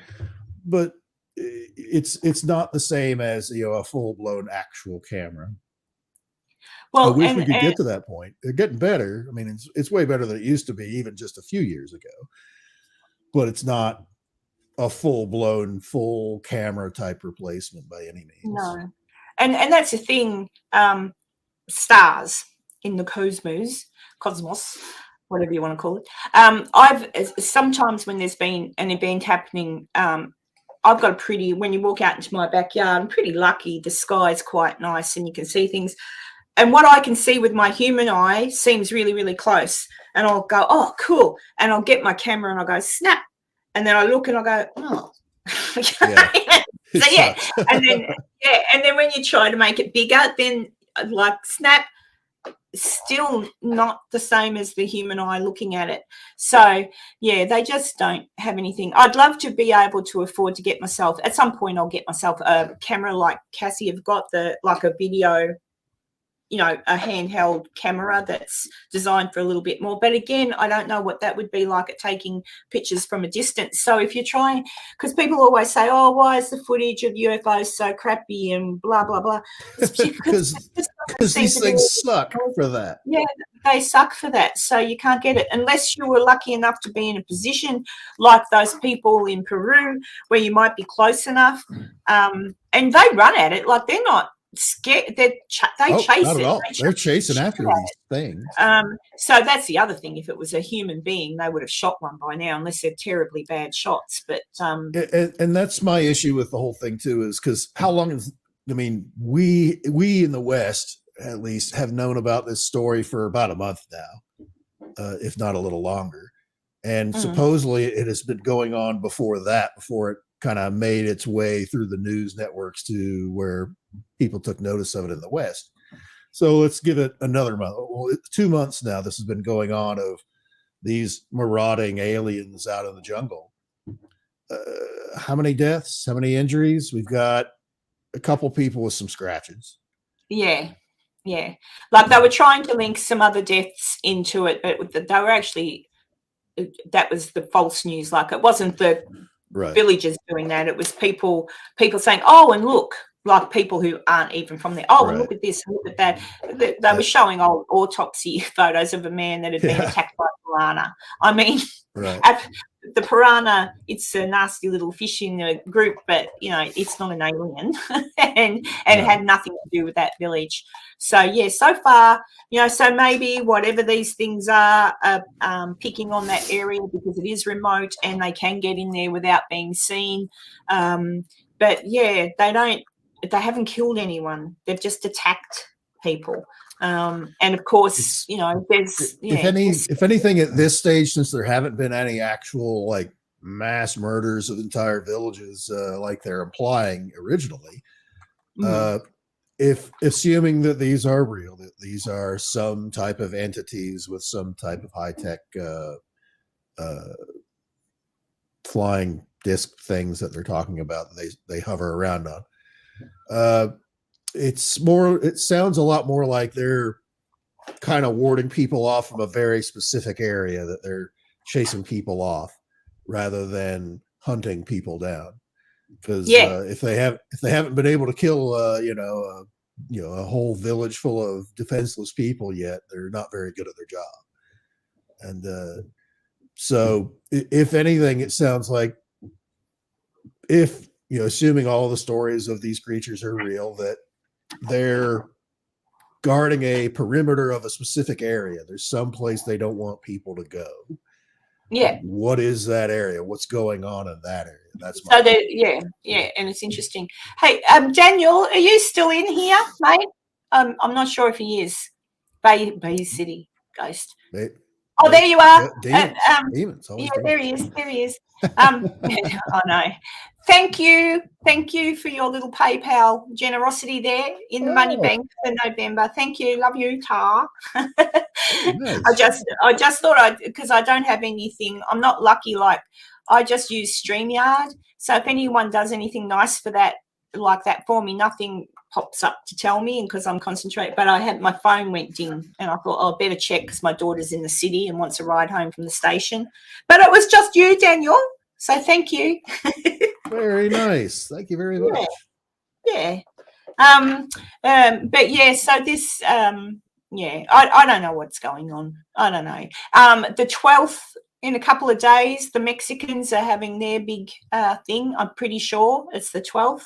So what's that, Tuesday, I believe? Is it? I think the 12th? So, yes. Yeah. So the Mexicans are having a big, I wouldn't call it like what the Americans had. They're just having a great big maybe conference. I don't know what it is, but that's something I haven't quite gotten myself either, is what is the scope of this? Is this is what we know about UFOs? It sounds like they're trying to at least sort of emulate what they've been doing in DC. Yeah. Well, I know Graves is going.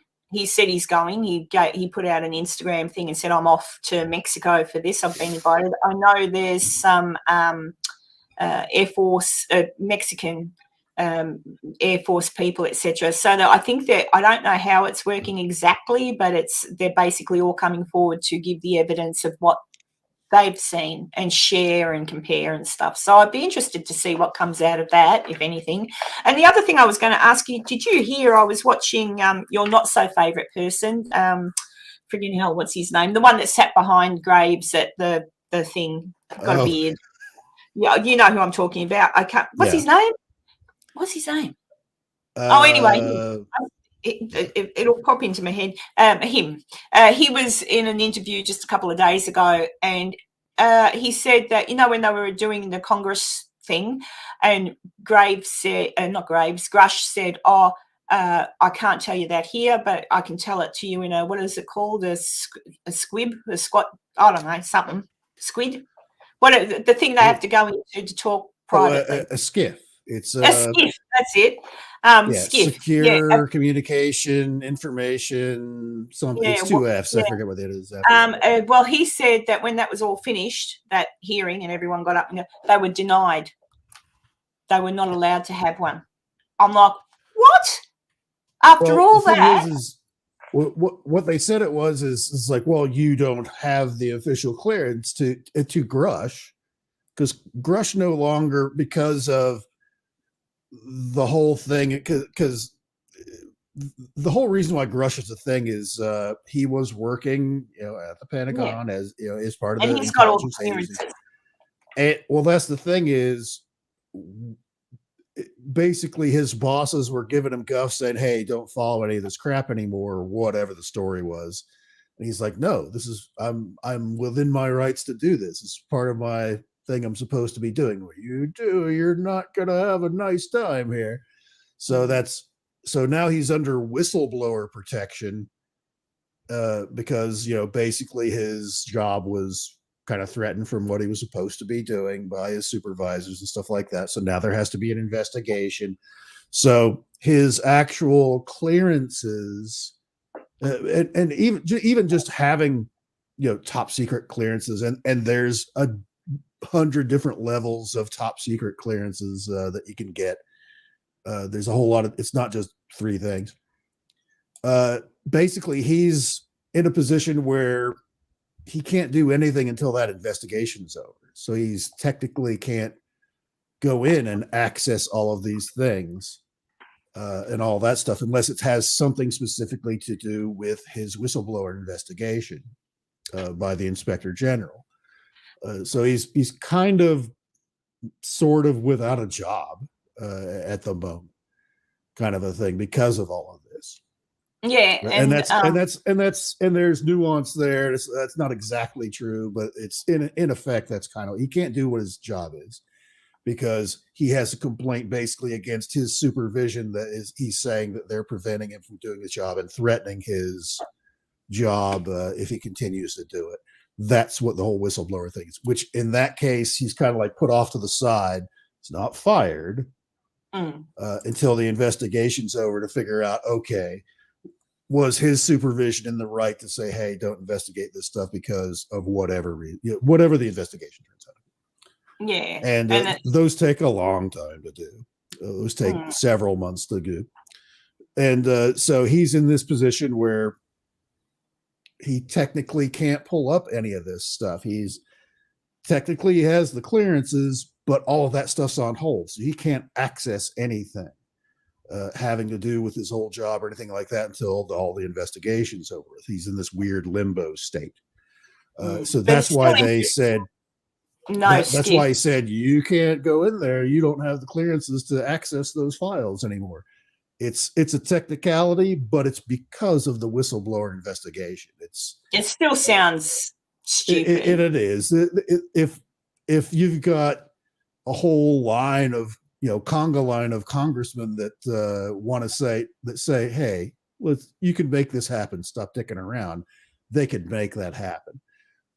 But again, that's that weird stonewalling thing. So there's something strange going on because these same congressmen that are in that position, that were on that panel, that were there that day, that we all saw on TV, they're not getting that access either. They're not getting these conversations of the specifics of what he has been saying. It's actually indicative of the fact that someone quite powerful, not just the rules, but someone quite powerful, and it's not the president, someone who's making a lot of money out of whatever it's just fishy. It's just, I don't even know if it's money, to be honest, is because basically what this all boils down to is there are sections of the intelligence community, not the actual government. This is not because of anybody that was elected into a position or anything like that. These are people that work, CIA, I guess FBI, intelligence communities. I'm sorry, what? They'd get their ass kicked. They could go to jail, couldn't they? If it comes out what they hid or what they've been up to, all those intelligence people in the background.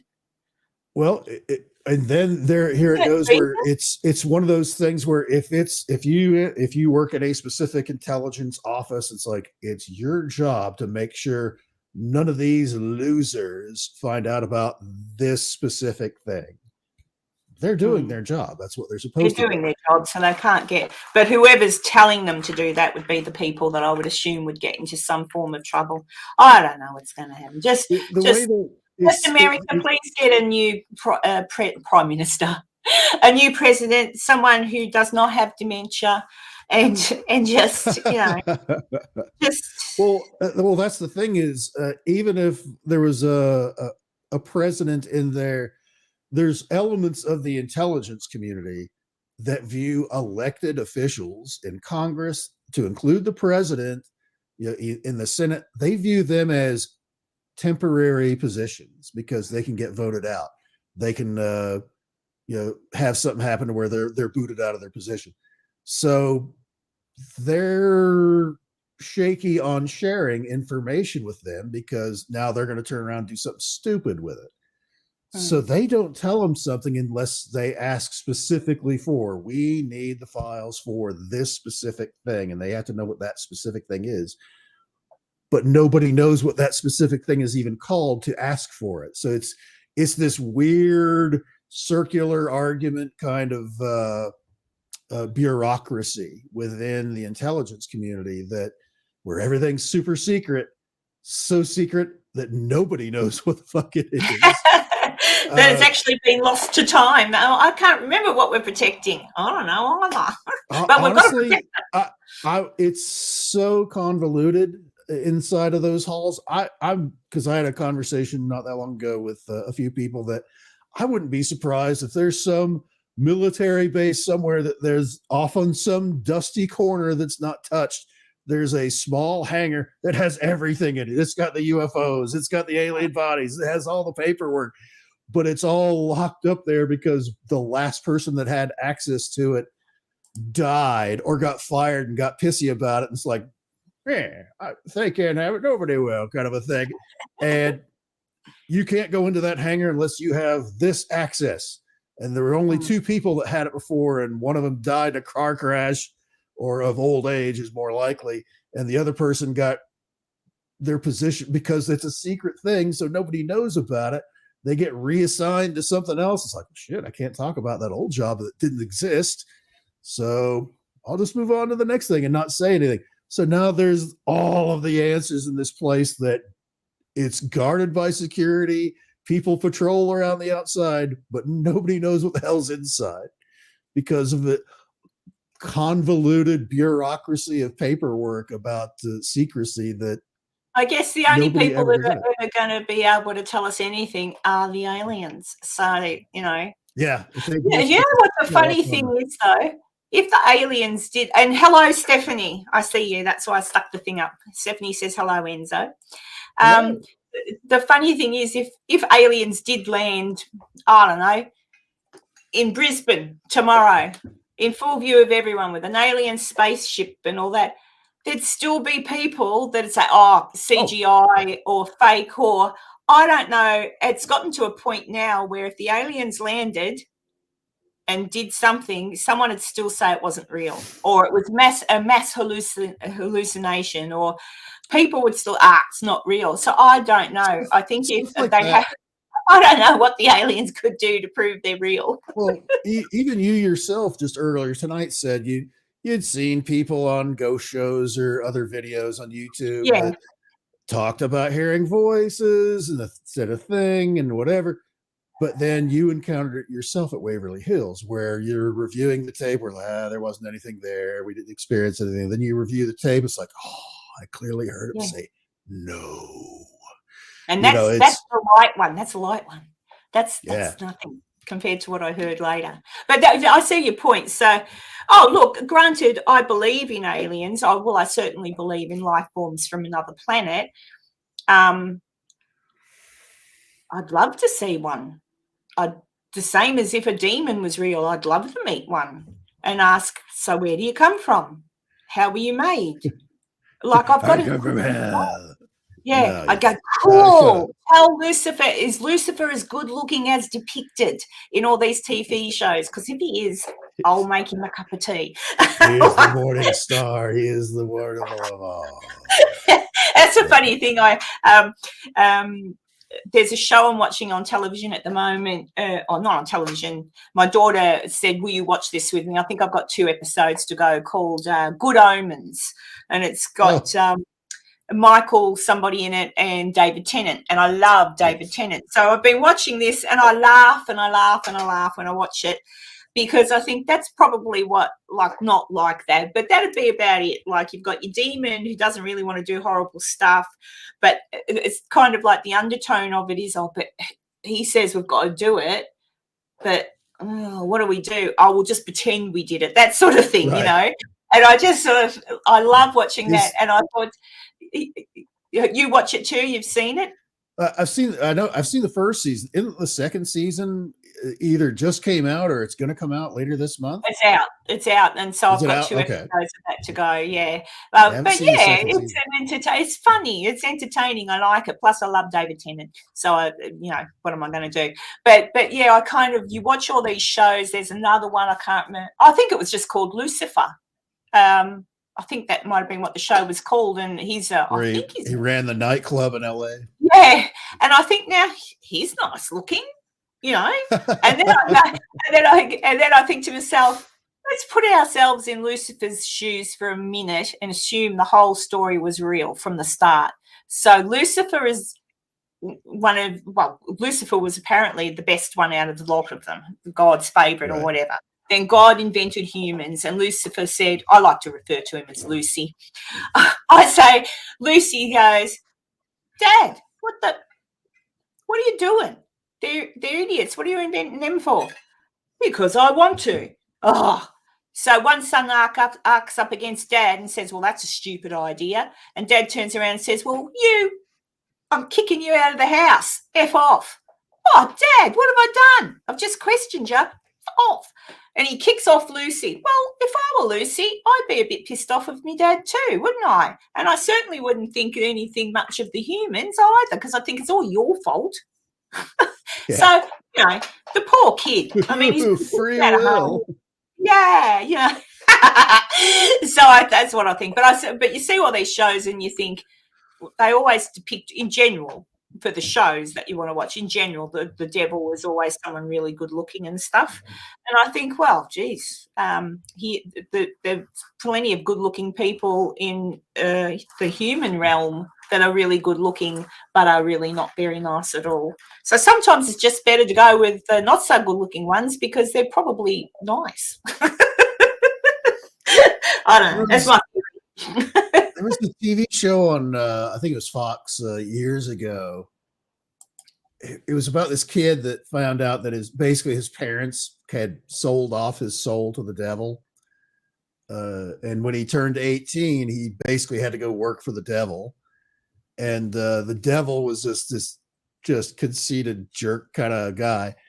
And he always figured there's got to be a way I can get my soul back, because it was no fault of this kid's. He had nothing to do with it. It was a deal his parents had made.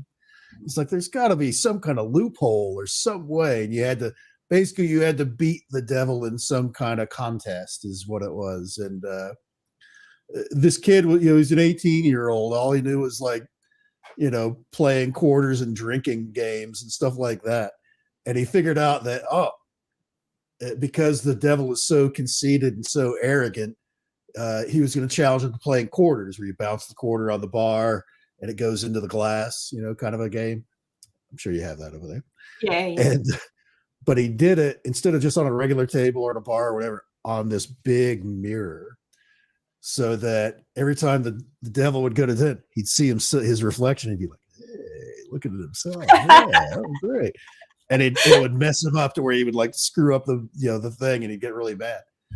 But it was just one of those silly things from a silly show that it's like, I like how they did that. That's a nice trick.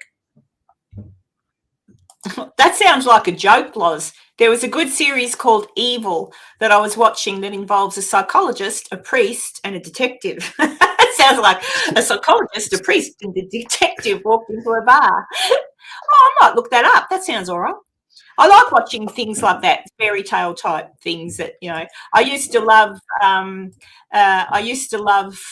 Supernatural with Jensen Ackles, and Yep. I love that show. And it's the only show that you get the King of Hell played by, what was his name? Mark, somebody, King of Hell. And he was Shepherd, thank you. He's funny. He did such a brilliant that you end up great. he's fantastic, and you end up loving the King of Hell. Like you don't want the King of Hell to disappear or anything like that. I just love it. Oh gosh. Going to be in the States next month. Might as well swing down to Texas and go to Jensen Ackles bar there in Texas. Yeah. You know, the only problem with the Jensen Ackles thing is, number one, he probably wouldn't be there. Number two, although he does go there sometimes, but number two, he's married. Number three, I don't know. Yeah, he's a bit too young for me. Number four, if I met him, what do you say? But I would like my photo with him. That'd be nice, just to say I met Jensen Ackles. But I don't know. I don't know what I'd say to someone like that. I think, he seems a genuinely nice fellow. Which is nice. He really does. And they do. He and the other boy, Jared, do a lot in the background for mental health charities and things like that. Sure do. Yeah, they really do work hard. Those two are just genuinely nice guys all the way around, and I think so. They used to have these big cons, basically, convention kind of things, get-togethers for fans of the show that they do at least a couple of them a year in different places, and they've still been doing them. I think the last, they still, while Jensen was making The Boys. While he was making that, he and after Supernatural finished, he and Jared have been doing a Supernatural tour. So they've been going. And it was Jared was actually making that movie with the fatal death of the camera woman. That Alec Baldwin thing. Really, he was in that. Yep, he was playing a cat. He said before that happened with Alec, he said that he's so stoked because he's always wanted to play a cowboy in a cowboy movie, and he got the job, and it was opposite Alec Baldwin, and he was all excited about it. And then, of course, that happened, and the whole thing went to shite. So that was sad, but I watched part of his police interrogation, which was interesting. I don't know how people get a hold of that stuff, but even that, he was a lovely man. So it's nice to see that some movie star, or not he's a movie star, TV stars, often you find out later that they were jerks. But everything reflects back to, at least Jared for sure, is a nice fella. And that's nice to see. Yes, Loz, his wife is gorgeous. She used to be in the show sometimes too. Yep. Do you remember that? Yeah. Yeah, she was one of the demons, I recall. Yeah, see, Dantex, you watch my lives, and I've got such a head full of trivia. You could learn anything from me. I don't know. But I'm feeling really good today. I'm starting my new studies. I found EVPs, which has cheered me up to no end, because I was actually getting to a point where I'm thinking, there's no such, I really was. I was getting to the point where whatever I felt when my son passed away must have just been coincidental. When I got the chills at Washoe, that was just a coincidence. When people tell ghost stories, they're just telling stories. I was getting, what's the word, just whatever, I don't know. But then I looked through all that footage and found those and went, so my vigor is back. I'm like, good. Now I've just got to find out. I've got to find out how this, so I feel much better. How many hours of footage did you shoot that you had to comb through to find that? Me personally, I'll count. Hang on. Approximately. It doesn't. I think I've got about 3 hours worth of footage, maybe a little bit more, because I would film on that episode I just put up was almost there. A few times, people, surprise, I talk a lot. There's a bit of footage I haven't put up because I was kind of some of it's just kind of made me feel uncomfortable because I was talking a lot and I think I was annoying other people, and other people kind of told me to be quiet. So I couldn't use that footage because I didn't want you to see me getting in trouble. Politely in trouble, but still it was. So I did have a bit more footage, but I just didn't use it because I thought, oh, I got told to be quiet again. So that's okay. But yeah, most of what I went through, I would film. So the beginning of that episode, I filmed the whole walkthrough. I had to stop it in a few places for the, be quiet, shut up type things. But otherwise, that was a complete walkthrough from the bottom up to the top. That wasn't my longest video. I think the longest video I had was I'm trying to think. Oh, the morgue was reasonably long, and the body shoot, I only filmed a little bit in there. So because I left that up to Jason and Cassie because they had proper cameras, I knew in the dark mine wasn't going to pick up anything. I just had a little bit from there. But luckily, I was filming coming back up the steps in the body shoot, and that has impressed me. How many people are still here? I'll do a spoiler. Wait on, because I can't. Yeah, I'm going to do a spoiler just for the people in here that have stuck it out with me, because there's not many of you. I'm going to tell you what happened. You ready? Yeah. Tell you what happened. So we're at the bottom of the where there's 10. Okay, 10 people get to hear what happened, and then you'll see the footage. So we're walking up the back out of. We've been down the bottom of, done an EVP session, which I taped on my recorder. Got nothing down there. But I had my camera on because I was taping walking back up the body chute. And I did this. I can't remember what tune it was now, but it was something like and then I was quiet. And then I heard it. And I said to Cassie, "Oh, you're singing too, Cassie." And Cassie goes, "Huh?" I said, "Are you singing too?" And she goes, "No." And I went, "Oh." I thought, oh, look, maybe it was an echo, whatever. But then when I listened back to the tape, I didn't remember that happening, to be quite honest, because I brushed it off. But when I listened back to the footage, I sing, and there's a gap. There's like I sing, la-di-da-di-da-di-da. I stop, and maybe 3, like a good gap, not an echo. And then you hear a female singing, and I've gone and I've listened back and I'm like, ah! So in the tunnel, it feels like a mimic. It feels like someone singing.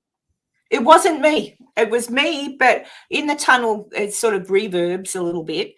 But it wasn't that. It was absolutely a time enough. It wasn't an echo.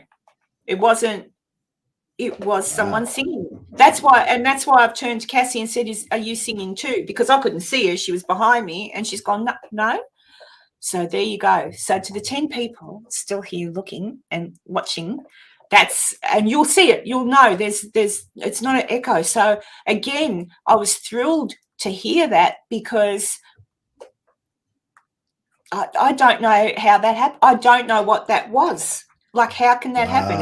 It wasn't Ron, and it wasn't Jason, obviously. It was a feel. You can hear it clearly. It sounds, I might have to listen to it again, but it sounds like a mimic of, kind of like they've listened to me hum and then they've copied me.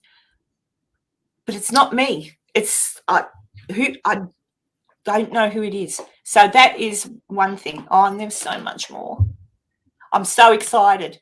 So all I can say to the 10 people still watching is that I don't know how that happened or what that was, but it's very, very clear. It's clear. And then I get a few things in the morgue that are clear. and I explained the other day what a class A, B, and C are. Like I would put that no that I got on the episode you used, I'd put that a B. Like I can hear it and it's a no, but it's other people might call that an A. I'd call that a B because it's like a, you know. But what I get in the next episode when you watch it is not a B. It's clear. Like the singing is clear. And what I got in the morgue was clear. And that's why I'm, yeah, Loz. Yeah. I would think, because that was the other thing I didn't put in the episode, but people probably, you guys probably know this anyway, that tunnel wasn't just used to take dead bodies out. That tunnel was the delivery entrance. Right. That's where all the deliveries of food, etc., would come. I don't know if it was lit up back in the day. Probably. I didn't pay attention, but maybe not. It probably was just open, so there was light from one end to the other. But you know, and people, the women and the staff coming into work, they wouldn't, which is very typical actually of a hospital. You don't go, when I was working in a hospital, you don't come through the lobby of the hospital to go to work, not normal, because you've got your own car park, etc., which they would have had at the back of the hospital. You go in the back entrance. I always went in the back entrance of the hospital when I worked. And that's what they did. So they would come up the body chute. So that was their entrance and exit from the property to and fro work, and that's where all the food and etc. would come up and be delivered and put into the cold room on that level. So it's very possible, therefore, people used to go in there whistling and singing and, I'm on my way to work, which I used to do. So sometimes you are happy to go to work. So maybe that's what it was. Maybe something there was just happy to hear somebody singing instead of going, is there a demon? Like, who's here? And I didn't get any bad feeling from being down there. It's kind of a bit weird because you see it on all the TV shows and you go, oh, that looks spooky. It's bloody dark. Like the minute you turn off a light, you can't see this. So it is dark. But I don't know. There was nothing, I didn't feel uncomfortable. I know Cassie did, but Cassie's more sensitive than I am. So in a good way, I mean. So I know Cassie did feel a little uncomfortable, but sometimes I put that down to the fact that you hear stories. For me, I didn't let the stories I'd heard about the tunnel previously. Like I know there was no other way out for the bodies to leave the morgue, but you wouldn't be wheeling people out the front entrance to a hearse. Like they're going to go out the back. You're not going to let people see that. And I did watch an interview. I did watch an interview with a lady who was a patient there for 1.5 years. She was there. Wow. And she talked about that. And she said in her interview, she said that they put a sign on the person's door that had passed away. And I can't remember exactly what she said. The sign said, maybe it just said, do not enter. I think that's what it said, do not enter, which you could put up if someone's getting treatment. Do you know what I mean? So she said you would often see signs and then that person would be gone. But no one would tell you. She said no one would tell you that they passed away. No one would tell you that they left. They just wouldn't tell you anything. And she said that sign was put on during the day and it was nighttime that the people would be moved and taken so that, you know,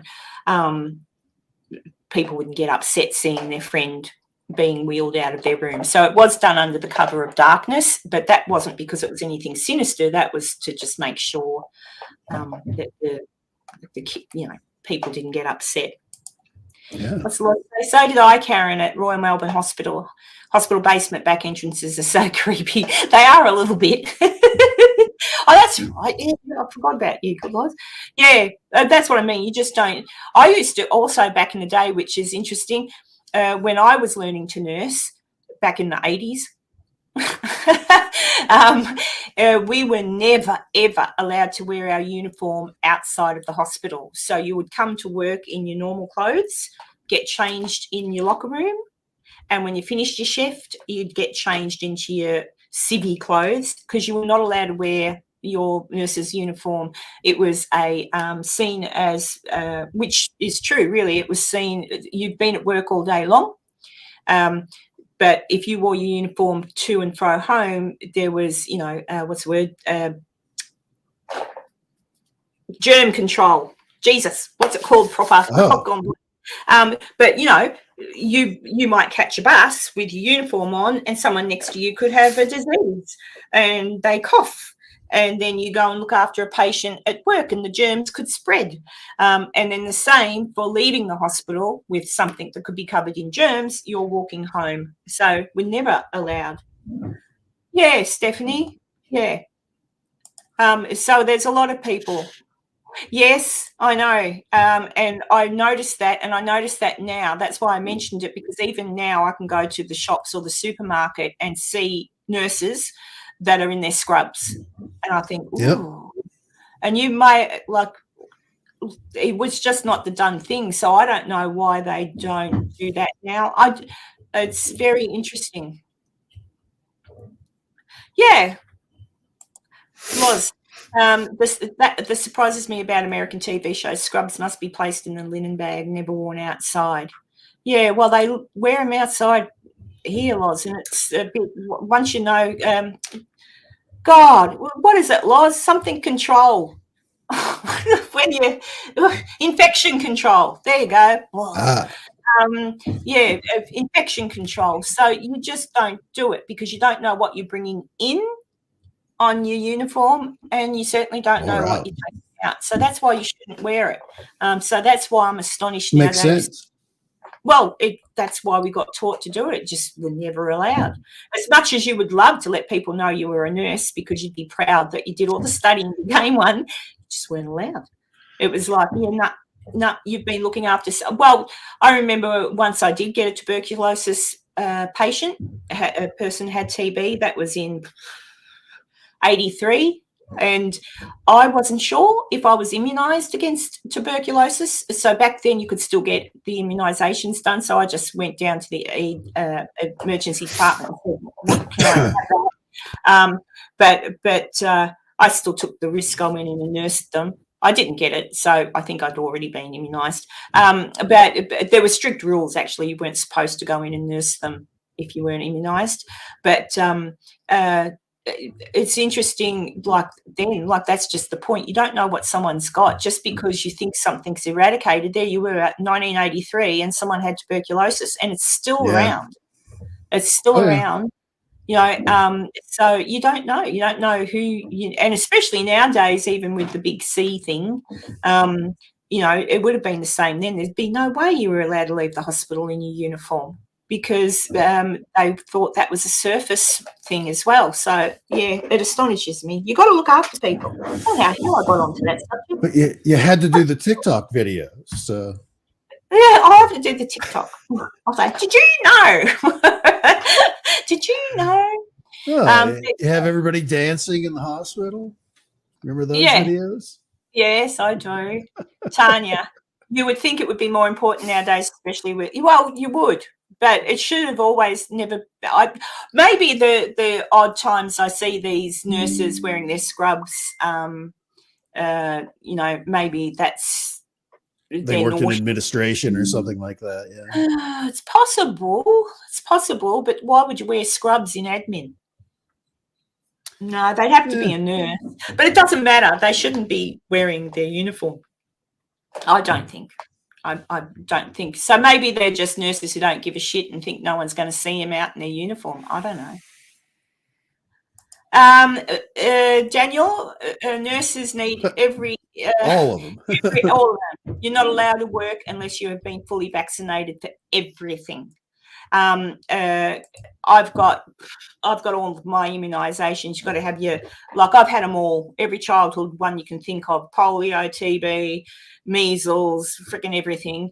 And then and now in this country we're not allowed to work unless we've been immunised against the C word. I don't know why you can't say that word. That's just stupid. But anyway, but yeah, everything, or you will not be hired. It's as simple as that. No, because we don't have rabies here. So I don't know.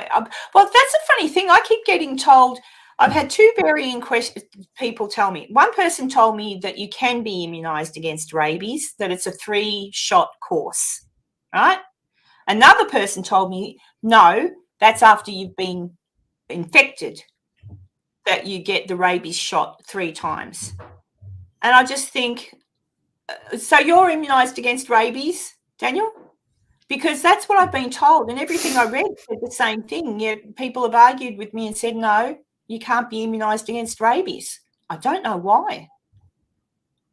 There you go. All right. See, so maybe Daniel's right. He's got 2 shots. So yeah, I heard that you could be immunised, because I was going to make sure I was immunised before I came to America. If I could get immunised here, I don't know if I can, because just in case I pat a rabies-infested raccoon, it could happen, Yeah. and then the raccoon could bite me, and at least I know that it won't do anything. Or I could meet a dog. There's or even a Or a wild bat dog. could bite me. So I don't understand why you can't be immunised against it nowadays. You can be immunised against every bloody thing else, so why not that? I know I went through everything during my time in the service. It was I went through the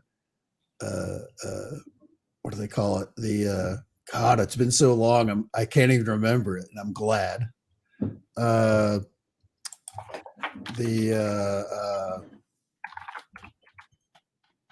Shit.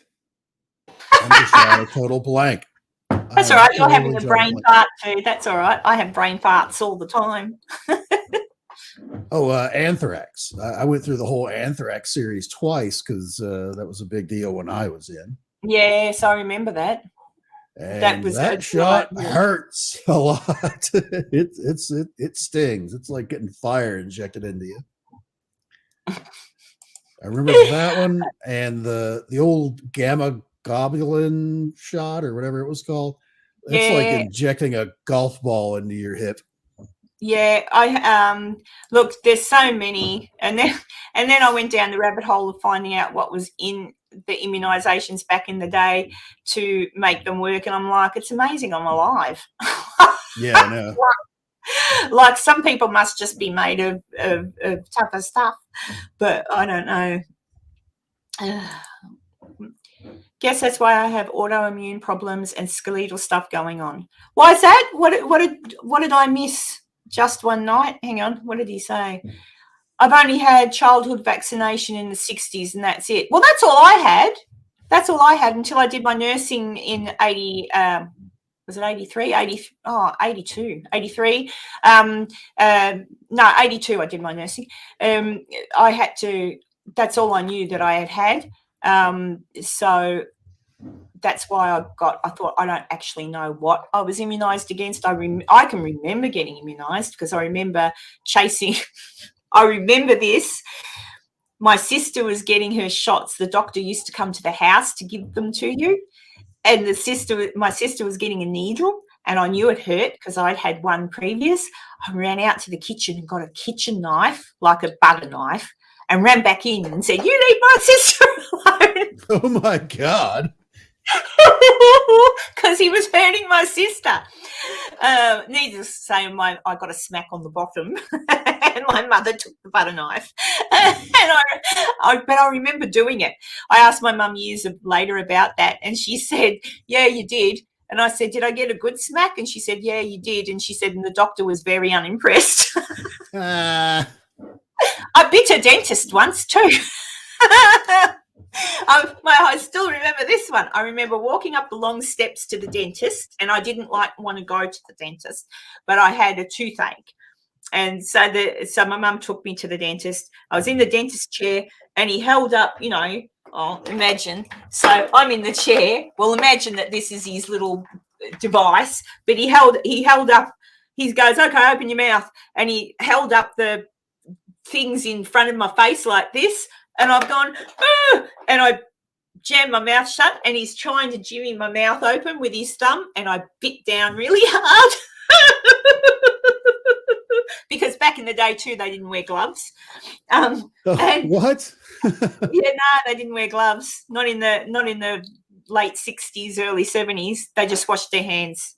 And that's how it was with nursing too. There was no gloves. That's why you, Wow. yeah. But it was in the 80s when I learned, but earlier to that. But yes, so needless to say, I just remember him yelling at my mother, and then we were out. So, yeah, I know I was a horrible little girl. Attacking people, tons just set up. Oh my God, Karen, you are vicious. I get very protective of people I love. That's why I didn't like my sister being hurt. But then the dentist just kept doing this and pushing, and I didn't want it. So I bit. It would have hurt too, I reckon. That'll teach him. Yes, exactly. That's what I reckon. He did deserve it. I had a dentist who would drill small holes in my perfectly healthy teeth, future fillings. Bastard. Yeah, I don't know how dentists get away with charging so much for some of the stuff they do. I just don't. I just don't understand. I just don't.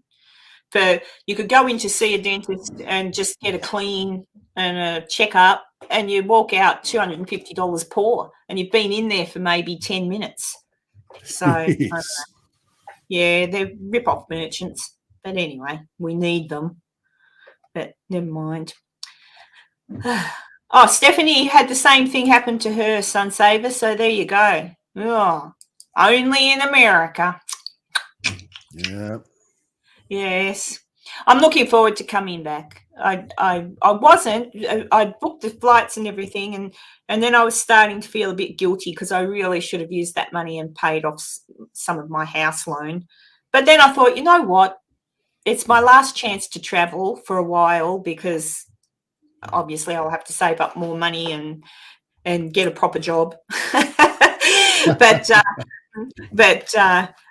I feel good now, though. I feel good this last year, and yeah. But I feel good now, and it'll be my last hurrah for a while, and then I'll just save up and I'll travel around my own country for a little while because it's a bit cheaper. I can just jump in the car and go for a couple of hours here or a couple of hours there.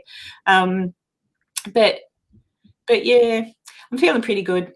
So I'm looking forward to it now, and I'm looking forward to seeing my friends, and I know it'll be the last time I see them for a while, unless they save up and come to visit me, which is fine.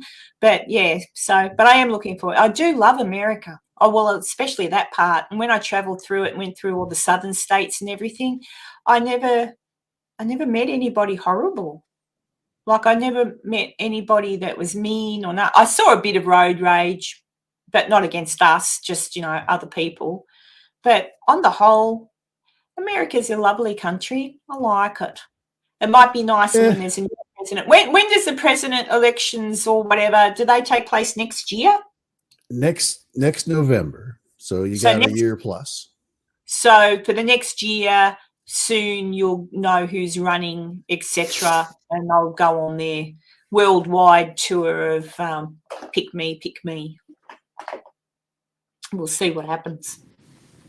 But, yeah. So I don't know, but I'm looking forward to hopefully a nice president, a good president getting in for the country that can do some good things. And then that'll be nice. So are we. Yeah. That's what I mean. America, every country has bad people. Every country has its faults. Australia is no different. England is no different. Every country. But if you've got a good leader that encourages everyone to be nice and tries to help people instead of, doing all the wrong thing, and I don't know. It's doable. It's just who does it. I don't know. We'll see. But I hope so. I hope you get someone good. I shouldn't go down there. I'm not going down this road, but I did see a story the other day I found very hard to believe. It was a gentleman coming forward with a story about the 90s before Obama was president, and stating that him and Obama were buddies. And I'm like, yeah, that guy's story has been around for quite a while. Yeah, it got zero press for a long time, but yeah, Enzo for president. There you go. Oh. I could be be his secretary. I couldn't be vice president, but I could certainly be a secretary and just say, Enzo, free medical care for everybody. It should be, absolutely. No, but I remember I watched that and I thought, I'm always open-minded that something could be true, etc. I'm always open-minded, but I thought, what? He wouldn't have been that stupid, surely, if he was, Not that there's anything wrong if he is. I'm just saying that particular story sounds a little far-fetched to me. I don't know. There's something. He could be telling the truth. I don't know. Well, I know. That's exactly what I mean. I don't care if he was. I don't care. I don't care if he is. I don't give a shit. But I just sort of thought, why come out? Like, what's he trying to achieve exactly with coming out with that story again? And you're right. President Kennedy, I mean, anything that had a pulse, just about. Well, yeah, just about. True. And then, oh, God, I think all of them. I mean, Clinton, God knows how many pulses he took. I'm just saying, I'm just saying. Who, at the end of the day, though, I don't really think that matters. Like, they could be a rife sex maniac. What does that matter if they're getting the job done? And I have to agree with you. Yeah, they're there to do a job. If they're doing their job, fan-bloody-tastic. Who cares who they sleep with? Who cares what their life choices are? Who cares if they're a vegetarian, a carnivore, or a vegan? I don't. But so far as them doing the job to look after the country, that's what's important. So if they're getting the job done, good-o. So, Clinton, everybody liked Clinton. I remember he came here once and I was all excited that President Clinton was coming here. And especially after 9/11, he was already not. Who was president then? That was Bush 2. That was George Bush W. Bush. And I remember me as an Australian when that happened. I remember thinking, oh no, why does he have to be president when this is happening? Why couldn't Clinton still? I felt safe with Clinton as the president. I don't know why. Maybe just because whenever you would see him on anything, he'd be very, charisma, whatever. He but I felt, he was very charismatic. Yeah, he was. But yeah. And look, it put myself in his shoes. If I had done what he did in the Oval Office, I would deny it. I'd say no. No. That didn't happen. Maybe he was trying to protect, but he might have been trying to protect Monica by saying, no, it didn't happen, so that she could say, see, even he says it didn't happen. Right. But at the end of the day, who cares? So what? That's an argument for him and his wife to have.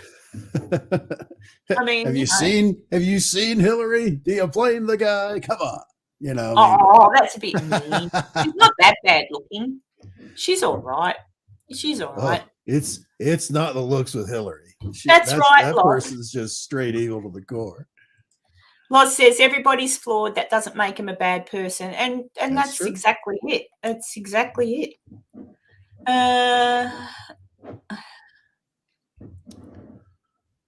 When was that, Sunsaver? When Clinton was president? That was much the same here in Australia in the 70s and 80s. If you didn't like one job you could basically say, see you later, piss off, and walk across the road and get a job somewhere else. It doesn't happen anymore. It's really hard to get a job anywhere. Nowadays, just even pour a coffee, you've got to have a certificate.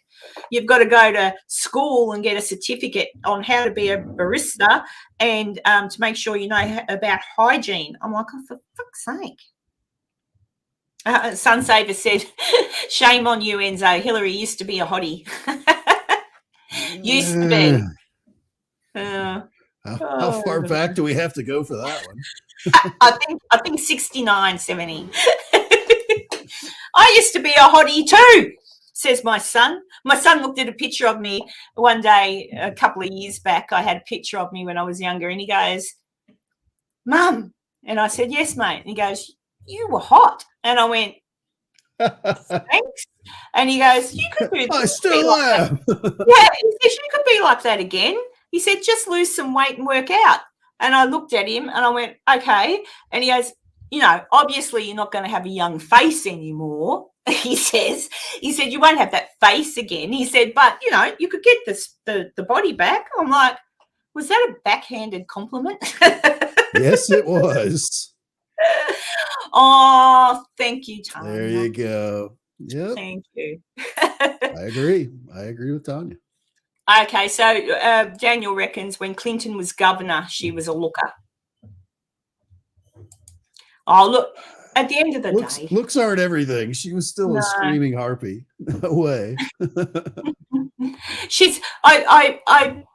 I remember watching the elections between when it got down to her and Mr. T. And I remember thinking, oh my God, who that was your choice. And I thought, I wouldn't know who to vote for. I certainly wouldn't have voted for her. So then you're left with Mr. T. And I don't know. It was like, geez, America's really got rock in a hard place. Yeah, but I mean, it's history. It's noted. There's some shonky goings on with young Hillary and the others. So probably a good thing that she didn't get in. But who's to know? Daniel just said he voted for Hillary holding his nose. That's what I mean. You didn't really have a choice. It was either her or Mr. T. So,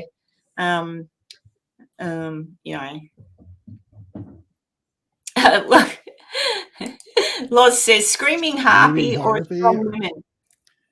Screaming harpy, I think, Loz. I don't have an issue with strong women at all. No, strong women are good. Hillary's number one thing was Hillary. Is the thing about her. It has nothing to do with anybody else. Everything was about her.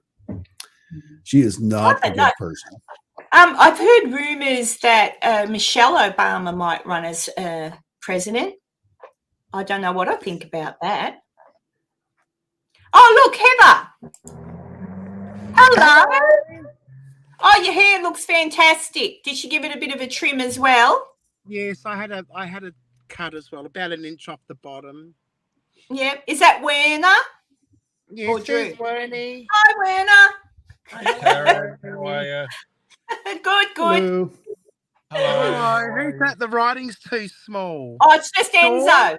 It's Enzo. Enzo. Sorry. Hi, Enzo. Hi, Enzo.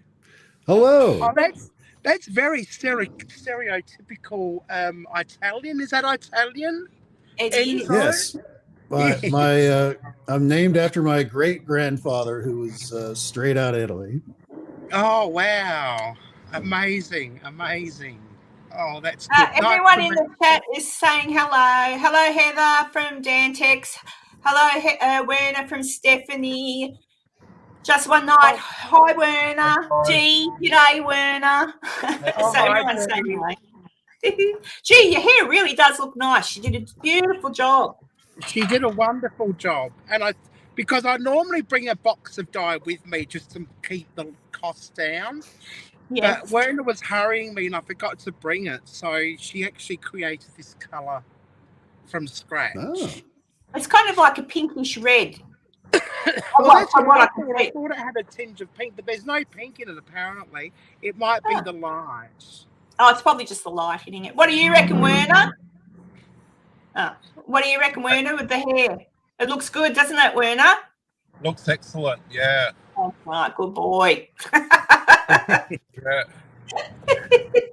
I thought you might still be on. I tell you what, I'm dying for a pee. I told Granny you'll have to bring the groceries in, because as soon as we get in the driveway, I'm out through the door and straight to the toilet. Hang on, where am I? Stephanie says she left the extensions in for you. Fluff. Is there blue? Oh yeah. There's blue. There's a couple of other colours as well. I think one's red, which sort of defeats the purpose of having them in. I was going to get some colours, like just clip them in because I thought I'm not game enough to dye it, but I thought lovely pinks and Yeah, bright that's all they colours. are. They're just clip-ins. Yeah, just They're clip-ins, just just to make me look like a little fairy. Hey, Tanya, I thought of actually wearing a pair of fairy wings next week. Just- Tanya calls me the fairy queen. Oh, I There can you see go. the chat now. There we go.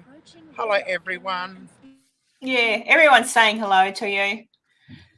So, hey, Heather, have you had a chance yet to look at the hotel thingy investigation? We might have lost her. She's frozen. No, Oh, no, there she goes. no, I haven't had a look at it yet. I've just been so busy. But I will. I mean, last week I worked 6 days out of 7. This week I worked 5 days, which isn't too bad. But yeah, I might. Bye-bye, just night. Maybe. Yeah. I'll have a look over because you know how I did set up the camera in the hallway. That got no footage because I didn't have a SIM card in there. Oh, I didn't have the card in, remember? Ooh. Oh no! Was that the hallway though, or when you set it up in the room? Remember, you left it in the room going. The hallway was a different camera. The room. Well, I wouldn't have done the hallway either if there was no SD card in there. I will see what you find. Yeah, so I don't know what sort of footage but I might get something in the. I might get an EVP from the room or out in the balcony. Well, you don't know. I'll try and salvage something out of it. Yeah, see what you find. I took a lot of B-roll and I'll do some research. I'll just do a voiceover and just add any interesting bits and pieces from the investigation somewhere. Yeah. Well, as I say, I heard a couple of things which I put in my episode. The thing that got me the most, though, Enzo, there's those apps, you know, that spit out words or whatever. Heather has one that does EVPs, right? So spits out. I'm not quite sure how it works. I don't know, but when we were leaving, I said, well, I said it's time to go or whatever. And I said, well, it's goodbye from me and it's goodbye from Heather. And then we got up and I went to turn things off and the thing goes, I think it said something, I don't know, I'd have to watch it again because this is what you do when you go by memory. But it was like, okay, see you later or something like that it said. Yeah. It was really weird. And in the moment I didn't think about it. But then afterwards I thought, that's pretty, I don't know how that app works, but that was pretty spot on, as if something was saying, well, okay then, nice having you, bye. Yeah. Yes, I don't trust a lot of apps, but there's about 3 apps that I do trust. One's GhostTube, one's EchoVox, and one's the Ghost Science Toolkit. And they're ones that other reputable investigators use, such as Pasadena Paranormal and Get Spooky Society and a couple of others that, you know, I trust. So, Dee, I think Heather's off home to go to the loo. Yes, we're going home. I bought a roast pork for tea tonight. Hey, Heather, Sunsaver in the thing in the chat says Heather's accent sounds more British than proper Aussie. Where is she from? Adelaide. I'm actually from Adelaide, and Adelaide does have the closest accent to the British accent from Australia, because we were actually the only free settlers in all of Australia. We weren't built on a what's the word? A convict. So you had bits and pieces from everywhere. You had Ireland, you had England, you had friggin' France, I think. Yeah. Oh, trust me, Heather can sound like her when she wants to. Can't you, Heather? Oh, I can, yeah. Oh, don't you worry. I can put on the Australian accent with the best of them. The problem is it's not my natural accent. No, Heather sounds very proper. Yeah, I but can yeah, sound well, proper when I a want lot of to. people think when I go to the US, when I'm allowed in, but I Yeah, won't go yeah. there too soon. People actually think I'm from England. They don't recognise my Australian accent. Mm. But anyway, never mind. It's all good. But yeah, that's the reason why, because we were a bit wealthier, probably. British people came out. Oh, la-di-da. Especially And in there's a lot of Adelaide. Germans in Adelaide as well. Yes, well, I'm German descent as well. So Yeah. Yeah, a lot of Germans went there. Is it Harndorf? Harndorf? yeah, the Barossa Valley, Harndorf is one of them. There's Yeah. many German settlements here. Yeah, I wouldn't including- mind if I come to visit you, Heather. I wouldn't mind you taking me to up to Handorf so I can get a good sauerkraut and something else, a bit of Oh, venison. and a bratwurst and sauerkraut, absolutely. Knutwurst, Bratwurst, Wunderlich, Metwurst. Oh, Yeah. Oh, yum all- yum yum yum. all the works. I do like German food. I love their potato dumplings. Oh, yeah. yeah. And good my old German mother food. used to. My mother and dad lived with dad's parents. Oh. When You have to run to the loo now, don't you? I've got to run to the loo. I'm gonna let you look at my ceiling. Okay, well, look at oh, dear. What does Sun say? But Karen is descended from one of the crooks. Oh, actually, I am not. There's no convicts. It's a big thing here. If you actually are descended from convicts, it's a big thing here to be proud of. But yeah, my family primarily Scottish and English, and my great grandpa, my great great grandpa came out on a ship. He was captain of, I believe, or first mate, something like that. I can't remember. But he come out here and just decided to stay, and he came from a pretty reasonably well-to-do family in London, and then the Scottish side came out from a little place. I think it's near Aberdeen, but it's called Huntly, so Huntly, and they came from there. But one of the what are they called? The Gordons. I'm descended from the Gordons, Scottish Gordons. I think a lot of people are. I think those Gordons got around. But yeah, I don't know. I just talk like this. I don't know why. I think I talk proper. Sometimes I can be a bit can ya whatever. Sometimes I can be a bit old Mo. Hey, yeah. old Mo. Oh, I said that before. I was telling Enzo before I got called a stupid mole at the shops the other day, and Enzo goes, "What's that?" I was like, what the hell's that? I said SLUT, basically calling you an SLUT. You know, but You dumb mole, you old scrag. yeah, scrag. Use their got Aussie a- name, Aussie words, aren't they? It's got a fag for an old lag. Yeah, Fuck Scottish. me gently. Dear. Yeah, so there you go. But we've been talking about everything as usual, and the evidence I got at Waverley. You've been to Waverley, haven't you, Heather, or no? Yeah. I'm sure you Yes, have. we've been to Waverley. Yeah, well, Yeah. I was saying earlier, if you get a chance, go to my episode and I'll watch the first bit, say, see my bobblehead, but then just go towards the end where we're walking through and I catched a bit of evidence. You don't have to listen to the history, but because you already probably know it. But my next episode, I'm popping out on Tuesday morning our time, I think, because, oh my God, all the evidence I got, it just goes to show that when you're in a place and you think you're getting nothing, and I really did, I thought, oh, well, you know, I can at least say I've been here. And it's, I'm going to close my phone off and come back on the computer. all right, I'll see you in a minute. Bye. But yeah, it's just like you really do think you're not getting anything, and then all of a sudden, kaboom. So I don't know. I'm wondering That's great, though. Yeah, I'm happy. It's made me happy because it's kind of put made me think. Well, I could like it. I know I found it. So yeah, I found the evidence. I heard it with my own ears, and therefore, I know I didn't fake it. I know no one else in the room faked it. So it has to be something. So there you go. I told everybody that was in this chat earlier, Heather. Oh God, boob shot. Settle down. Settle down, Heather. That's another favourite of it. Tips and other bits. What was I saying now? I forgot what I was saying, Heather.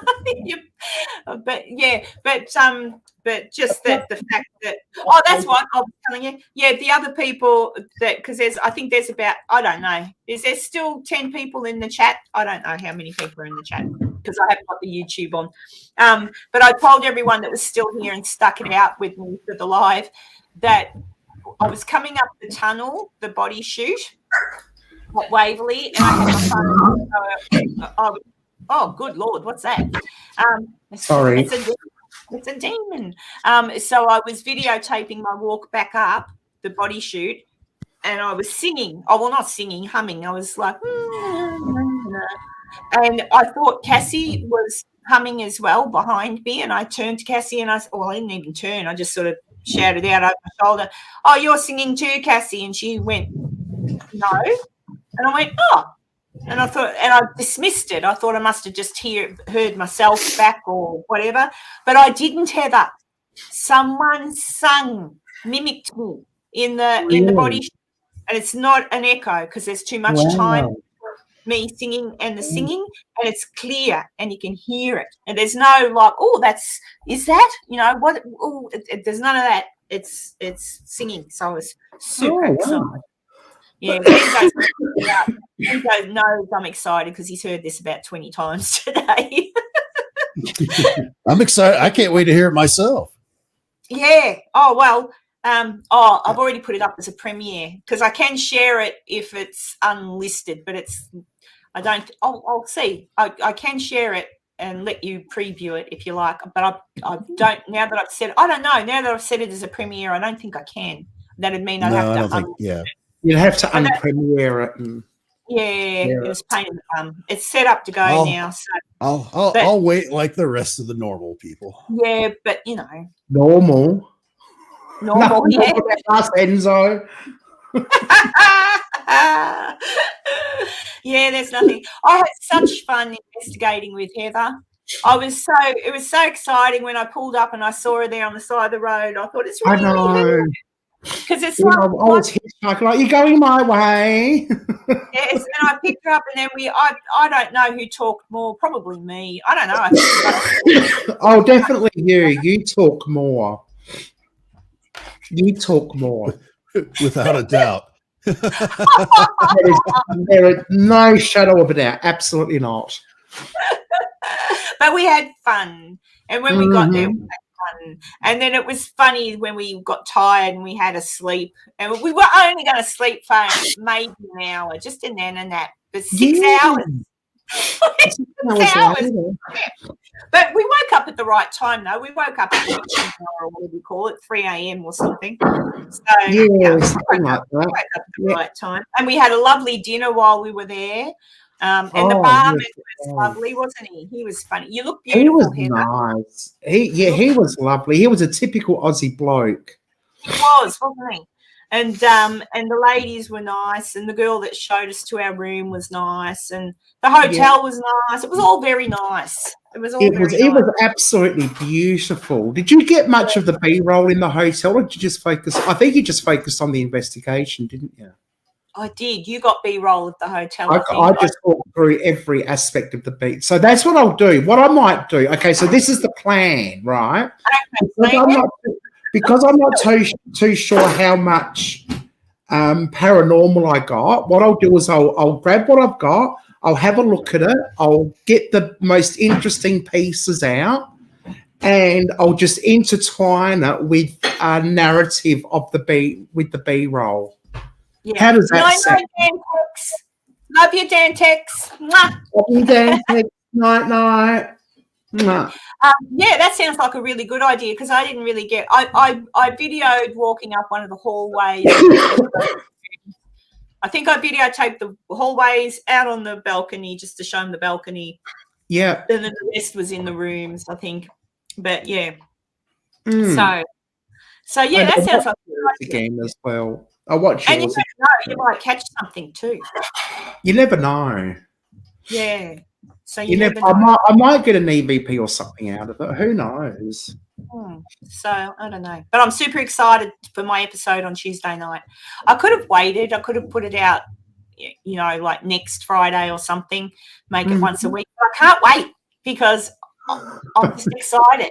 And I know you're not, Bruce. See, to me, if I had gone there and filmed all this stuff, I'd have had it out within the next few days. I know it takes a long time to go through all that. Oh, do you know what? I didn't even look at it though until last week, because I'll tell you why.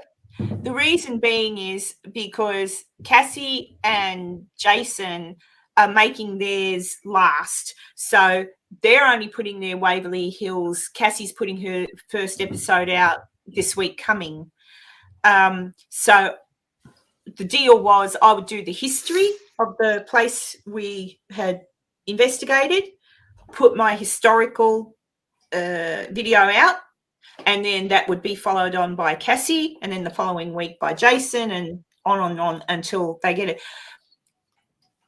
It is a little frustrating because I could have done them all really fast and listened, but that's why I didn't, and that's why I went off with Heather, and I've done a few like the Tesla and in between and stuff, but that's why I didn't, because I wanted to stick, because if I had have done that Waverly Hills, it would have been, I would have put it out, and I didn't want to get Cassie or Jason upset that I'd put something out before they'd gotten to it. So I'm glad I didn't, because I don't think I could have held on. I really don't, because I was saying, Heather, earlier that I'm still sort of skeptical, and the other last week I was getting a little bit down in the mouth because I thought, should I have called myself Doof Doof Paranormal? Because I'm really finding it hard now, the more I look at things, to believe. Like, I was just like, woe is me. Blah. And then I thought, I'll look through this. And then I got all these EVPs, proper real EVPs. And I'm like, and I'm listening back, and I'm like, oh my God. I was so excited. And then I thought, it is real. And because I know it's real, because I know who was in the room with me. I know no one said anything. And I remember at the time not hearing anything and thinking, oh, this is disappointing. Like, really, that's how, so-called haunted. Like, but there you go. And the singing up the, like, I'm just like, so I've got my, I've got my mojo back. I feel more excited again, knowing now that just because in the moment I don't hear anything or nothing happens, check your footage, check everything, because you could probably, be wrong. Yep. Absolutely. Stormy Day. Who's winning a final? Who do you barrack for, Stormy Day? Do you know who they barrack for? I don't follow footy here. Carlton. Football. Who? Carlton. Carlton. Carlton was Carlton when I was growing up. That's what I said. About 61 people will be happy they won. The rest of Australia will be pissed off. Back in the 80s when I did watch football, Carlton was always snobby. They was a bit snobby, the players. Like you'd have your optometrist and fucking snobby players. And they played a bit dirty, and people didn't like them, so they didn't really have a very, they were a bit up themselves back in the day. So they didn't really. I don't know if they're still up themselves because I don't watch football. Yeah, anymore. they're the answer to Port Adelaide in South Australia. Oh, okay. Oh, yeah, they're dirty people as well. They, you need to watch for their elbows. I tell you what. Yeah, and that's what I mean. They tend to rise a bit. Yeah, you're not allowed to. Have you ever watched Australian football, Enzo? I'm not a fan. Nope. No, it's basically. Collingwood are bad too. Yes. Gridiron. Hey, now listen here. What's wrong with Collingwood? Back in the day, they were battlers. All right, my nana barracked for Collingwood. My uncle Well, barracked. your nana probably had no teeth either.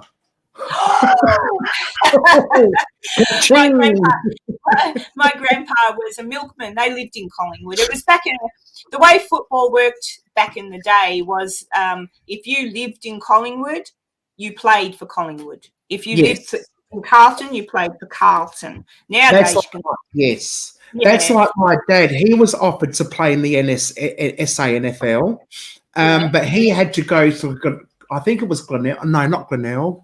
Oh, what team was it? It wasn't. He wanted Port Adelaide, but because he lived in the wrong district, he was offered a position on one of the other teams, and he wouldn't have it. Yeah, see, and that's how it used to be here. My grandpa was a milkman in Collingwood. They all grew up. My family came from Collingwood, really. I don't barrack for anybody. But I've got a soft spot for Collingwood because my nana and uncle loved them, so, whatever.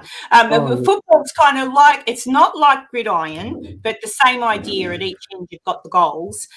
In gridiron, they run with the ball, and kind of throw it. They run and they throw it. And then there'll be a final. Is it a kick at the end or is it a throw? You just got to get it over the touchdown thing, right? But Australian rules is 2 goals at the either end, but you kick the ball to the other end. You don't. You can run with the ball for a second, and you can hand pass it, or you can kick. But it's kick. No, you can run. You run and bounce with the ball, but you can't hold the ball and run. Yep. Yeah, if you're running with the ball, you've got to hand it off. You're not allowed to hold. You're not allowed to run to the goal. Yeah. Or bounce it. And it's rough. It's rough. Like, you get tackled and you see them fall over and go. Oh, people. Yeah, it's pretty mark on your back and all sorts. Back and grab the ball. And there's no padding whatsoever. Yeah, no padding. Nothing. Oh. I'm surprised more people don't get killed during football, actually, because I think I can't remember if I've told this story before, but I remember going to a bar once with my cousin Angela, and we'd been in the toilets doing girls' things, like fixing our hair and stuff, and we came out, and all the little suits, the people in suits, the businessmen had gone, and there was all these blokes standing around with, smelled nice, and they had shirts on and muscles everywhere. And I'm like, what the hell? And my friend who owned the bar said, oh, that's the Geelong football team. And I said, then who are those ones? He goes, oh, that's South, back then it was still South Melbourne. And I've gone, oh. And anyway, I got a little bit tipsy. And my cousin and I, she knew one of the players. And she goes, oh, that's so-and-so. His girlfriend is a student of mine in the beauty school. And I've gone, oh, well, let's go and say hello to so-and-so. His name escapes me, but at the time he was very popular.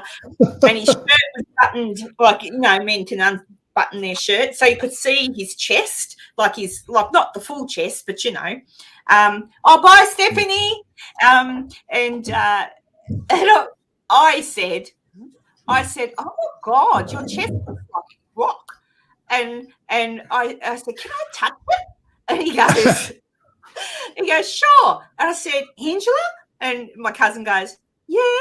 And so we both touched his chest, like touched his muscles. And I'm like, oh my God. And we're going like this. Oh my God, it's like a rock. I paid for it. Did you feel a nipple? No. I would have felt a nipple. No, I wasn't. I would have gone to the nether regions. But he was naughty because later on in the other disco, when they were called a disco or the nightclub, I was standing there minding my own business and not paying attention. And he came past and he took both hands and he grabbed me and he goes, if it's good enough for you, it's good enough for me.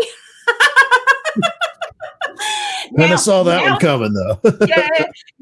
Nowadays, of course, women would scream bloody murder, but to me, that was fair enough. I touched his chest, whatever. But yeah, back in the days when people knew how to have fun and not get offended. Long gone those days. Yeah, which is a shame because it was fun being young and silly. Yeah, but it doesn't matter. These days, no one wants to touch my bosoms anyway, so. Same here. Doesn't matter. They're just, old used fun bag. Why they call them the mossy tits. Oh, gosh. This is Aussie humour, Enzo. You haven't guessed. This is why when Heather and I are together, we talk some shit. If you want your live stream to go down south fast, just invite me on and I'll get you there. Stormy day. You're naughty, Muriel. Muriel, you're terrible, Muriel. It's Mario. Thank you. I changed my name by default. It's now Mario Van Arkel. That's right. I remember that movie. I remember watching that Australian movie. It's a reference to an Australian movie called Muriel's Wedding. Yes. And it's a comedy/disaster movie, really, isn't it? But I remember watching that movie and the scene where there's a fight. One of them brings home a fella, and Muriel brings home a fella, and there's some kind of fight. Oh, yes. She brings home two guys, has a threesome with two guys, and Muriel brings home a fella. Yes, and she's laughing her head off. Instead of unzipping her pants, he unzipped the beanbag. They're rolling around in a beanbag that's just like split open, and she's screaming and carrying on and laughing and having a wonderful time. And the two Navy men, big, strong Navy men, come into the room and they were Americans. That's right. Her roommate had gone down to the docks to pick up a couple of American sailors. That's right. That's where you find them. Yeah, and they beat up this poor bugger on the floor, and I'm sure they chucked him out the window, didn't they? It was something. I can't remember. I just remember being shocked and like, oh my God. But, I never got to go down to the docks and meet any American sailors in my younger days. They know what they're up to, though, those Yanks in their uniforms. Hey, Enzo. I have to admit, the Americans' uniforms are always really lovely. Like when they're in a nice dress, they're handsome. Oh, hi, Werner. Hello. And baby Heather. Heather's baby demon. Who's that? Yeah. Oh, that's Ernest. Oh, who's sitting in this? That's Ernest, the devil baby. Ernest, the devil baby. Yeah. And that's Werner. That's Heather's partner, Werner. Are you sick of him yet, Heather? Do you want him to go back to America yet? Every half an hour. I'd like to go to Canada. Fuck America. Oh, goodness. All right. Yeah. My daughter just sent me a message to tell me she's on the train. So I think I've got to pick her up from the station. So I'm going to have to end this soon because I'll have to go to the station. But I've had fun. Yeah, thank you for inviting me up. Oh, look, that's all right. I was wondering. Where are you, Ernest? You're on a desert island. He is. And it's not Ernest, it's Enzo. It's Enzo. Sorry. I can be in Ernest for a while. Yeah, I'm okay with that. Role playing. Enzo, yep. Yeah, no, Enzo's in, hang on. Let me see if I can remember. Ohio? No. Is it Oklahoma? It's one of the other square ones. I live in Kansas. Oh, Kansas. There you go. Silly me. I don't know. It's one of the square ones in the middle. I know. I'll remember that by word association because I guess we're not in Kansas anymore, Toto. All right, that's how I everything in this state is Wizard of Oz themed. Yep, that's why I'll remember it now. So there you go. Cool. Yes, it's like going to Prince Edward Island. Everything is Anne of Green Gables themed. Yes, well, you know. Did you see my Anne of Green Gables, Dolly? No. No, I didn't. Oh. Yeah, quick, show me. I remember now you mentioned it. Quick, I want to see it. Werner brought it back for you, didn't he? Yes. Ooh. Is she haunted? Brand new. I can make her haunted. Yeah, you could. I could possibly go somewhere that's, got You a. both have the same hair color now. Yeah, We you do. Oh, twinning. That was Twinning with very Anne of- short. I would have to create a short about this. Twinning with Anne of Green Gables. Yeah, make it a little short. Yeah. I need a green frock. I'm gonna give Heather all the footage that I filmed. I did no talking, and Heather can do the because I went to the house and we went through the house and there was some maids dressed in period costume and I asked them if they could say hi to Heather. Oh, And they isn't that did. lovely? Oh, and you spoiled the surprise. Did they say hello? They did? They didn't Yeah. Oh, beautiful. Oh, Yeah. there you go. I think they were Amish, the Amish, the girls that I. I love meeting Amish people. I've met Yeah. them. Oh, I love them. I saw Amish people on a train in Virginia City, and I'm like, and I couldn't stop talking to them. They were very polite. And then when I was traveling with Jason, I can't remember where we were, but he pulled into a petrol station, a gas station, and they had a little store set up. And I went, I said, Amish people. And Jason said, yes. And I went, I'm going over. So out of the car I got and I took my purse. I had cash and I went over and I gave them more money than they asked for. And I got some of their cookies and Yum. and maple syrup. They had a jug of maple syrup. Syrup and honey is the thing. Yeah. Or maybe it was honey. I got something off of them. It was either maple syrup or honey. And I just said, and the little girls were there helping, I'm assuming either probably their nana or their grandma. And I'm like, this is just wonderful. And I thought, I just love Amish people. I'd love to go and see Amish people. Oh, that'd be cool. Me and Drew met some Amish in Niagara Falls. There was a whole family of them. And we started talking to them, and they were really friendly. They're really nice people. They are. They're really friendly. They're lovely. I always assumed that the Amish would be very standoffish because they're not, but they're not. They welcome questions and they answer lovely, and it's a delight. So I hope I see some more Amish on my journeys. And they love Australians. They love Australians. Well, this time I'll want to get a photo with an Amish person. But I doubt my luck. I don't think there'll be any luck for Amish people in Virginia City. I think that was just a fluke. You found the one. It'll be the same one that you saw last time. It was a family. It was a family. It was mum, dad, and the brother and the sister and her husband. Oh, and a baby Amish. A baby Amish. Community of just Yeah. Oh, well, there you go. Well, geez, put the stock back on, Werner.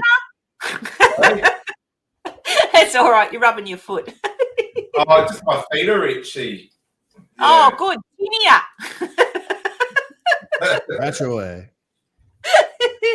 Hey, Enzo and Heather, if you're free this time next week, whatever, please come and join me. I reckon probably just the three of us or whatever. If you're free. If you're not free, you're not free. But I think I'm working Saturday 2 till 6. I'm working.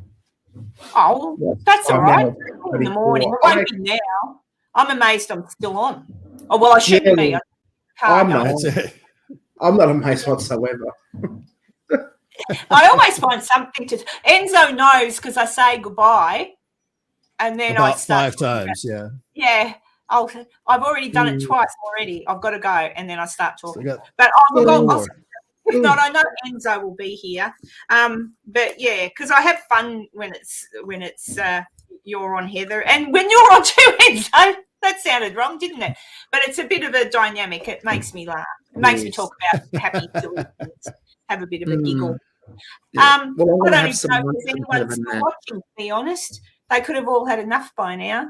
But I should go, guys. I really should, because my daughter is on the train. It takes 30 minutes for the train to get from the city to our train station, and I've already been talking for 10 of that, and it takes me about 15 to get to the station.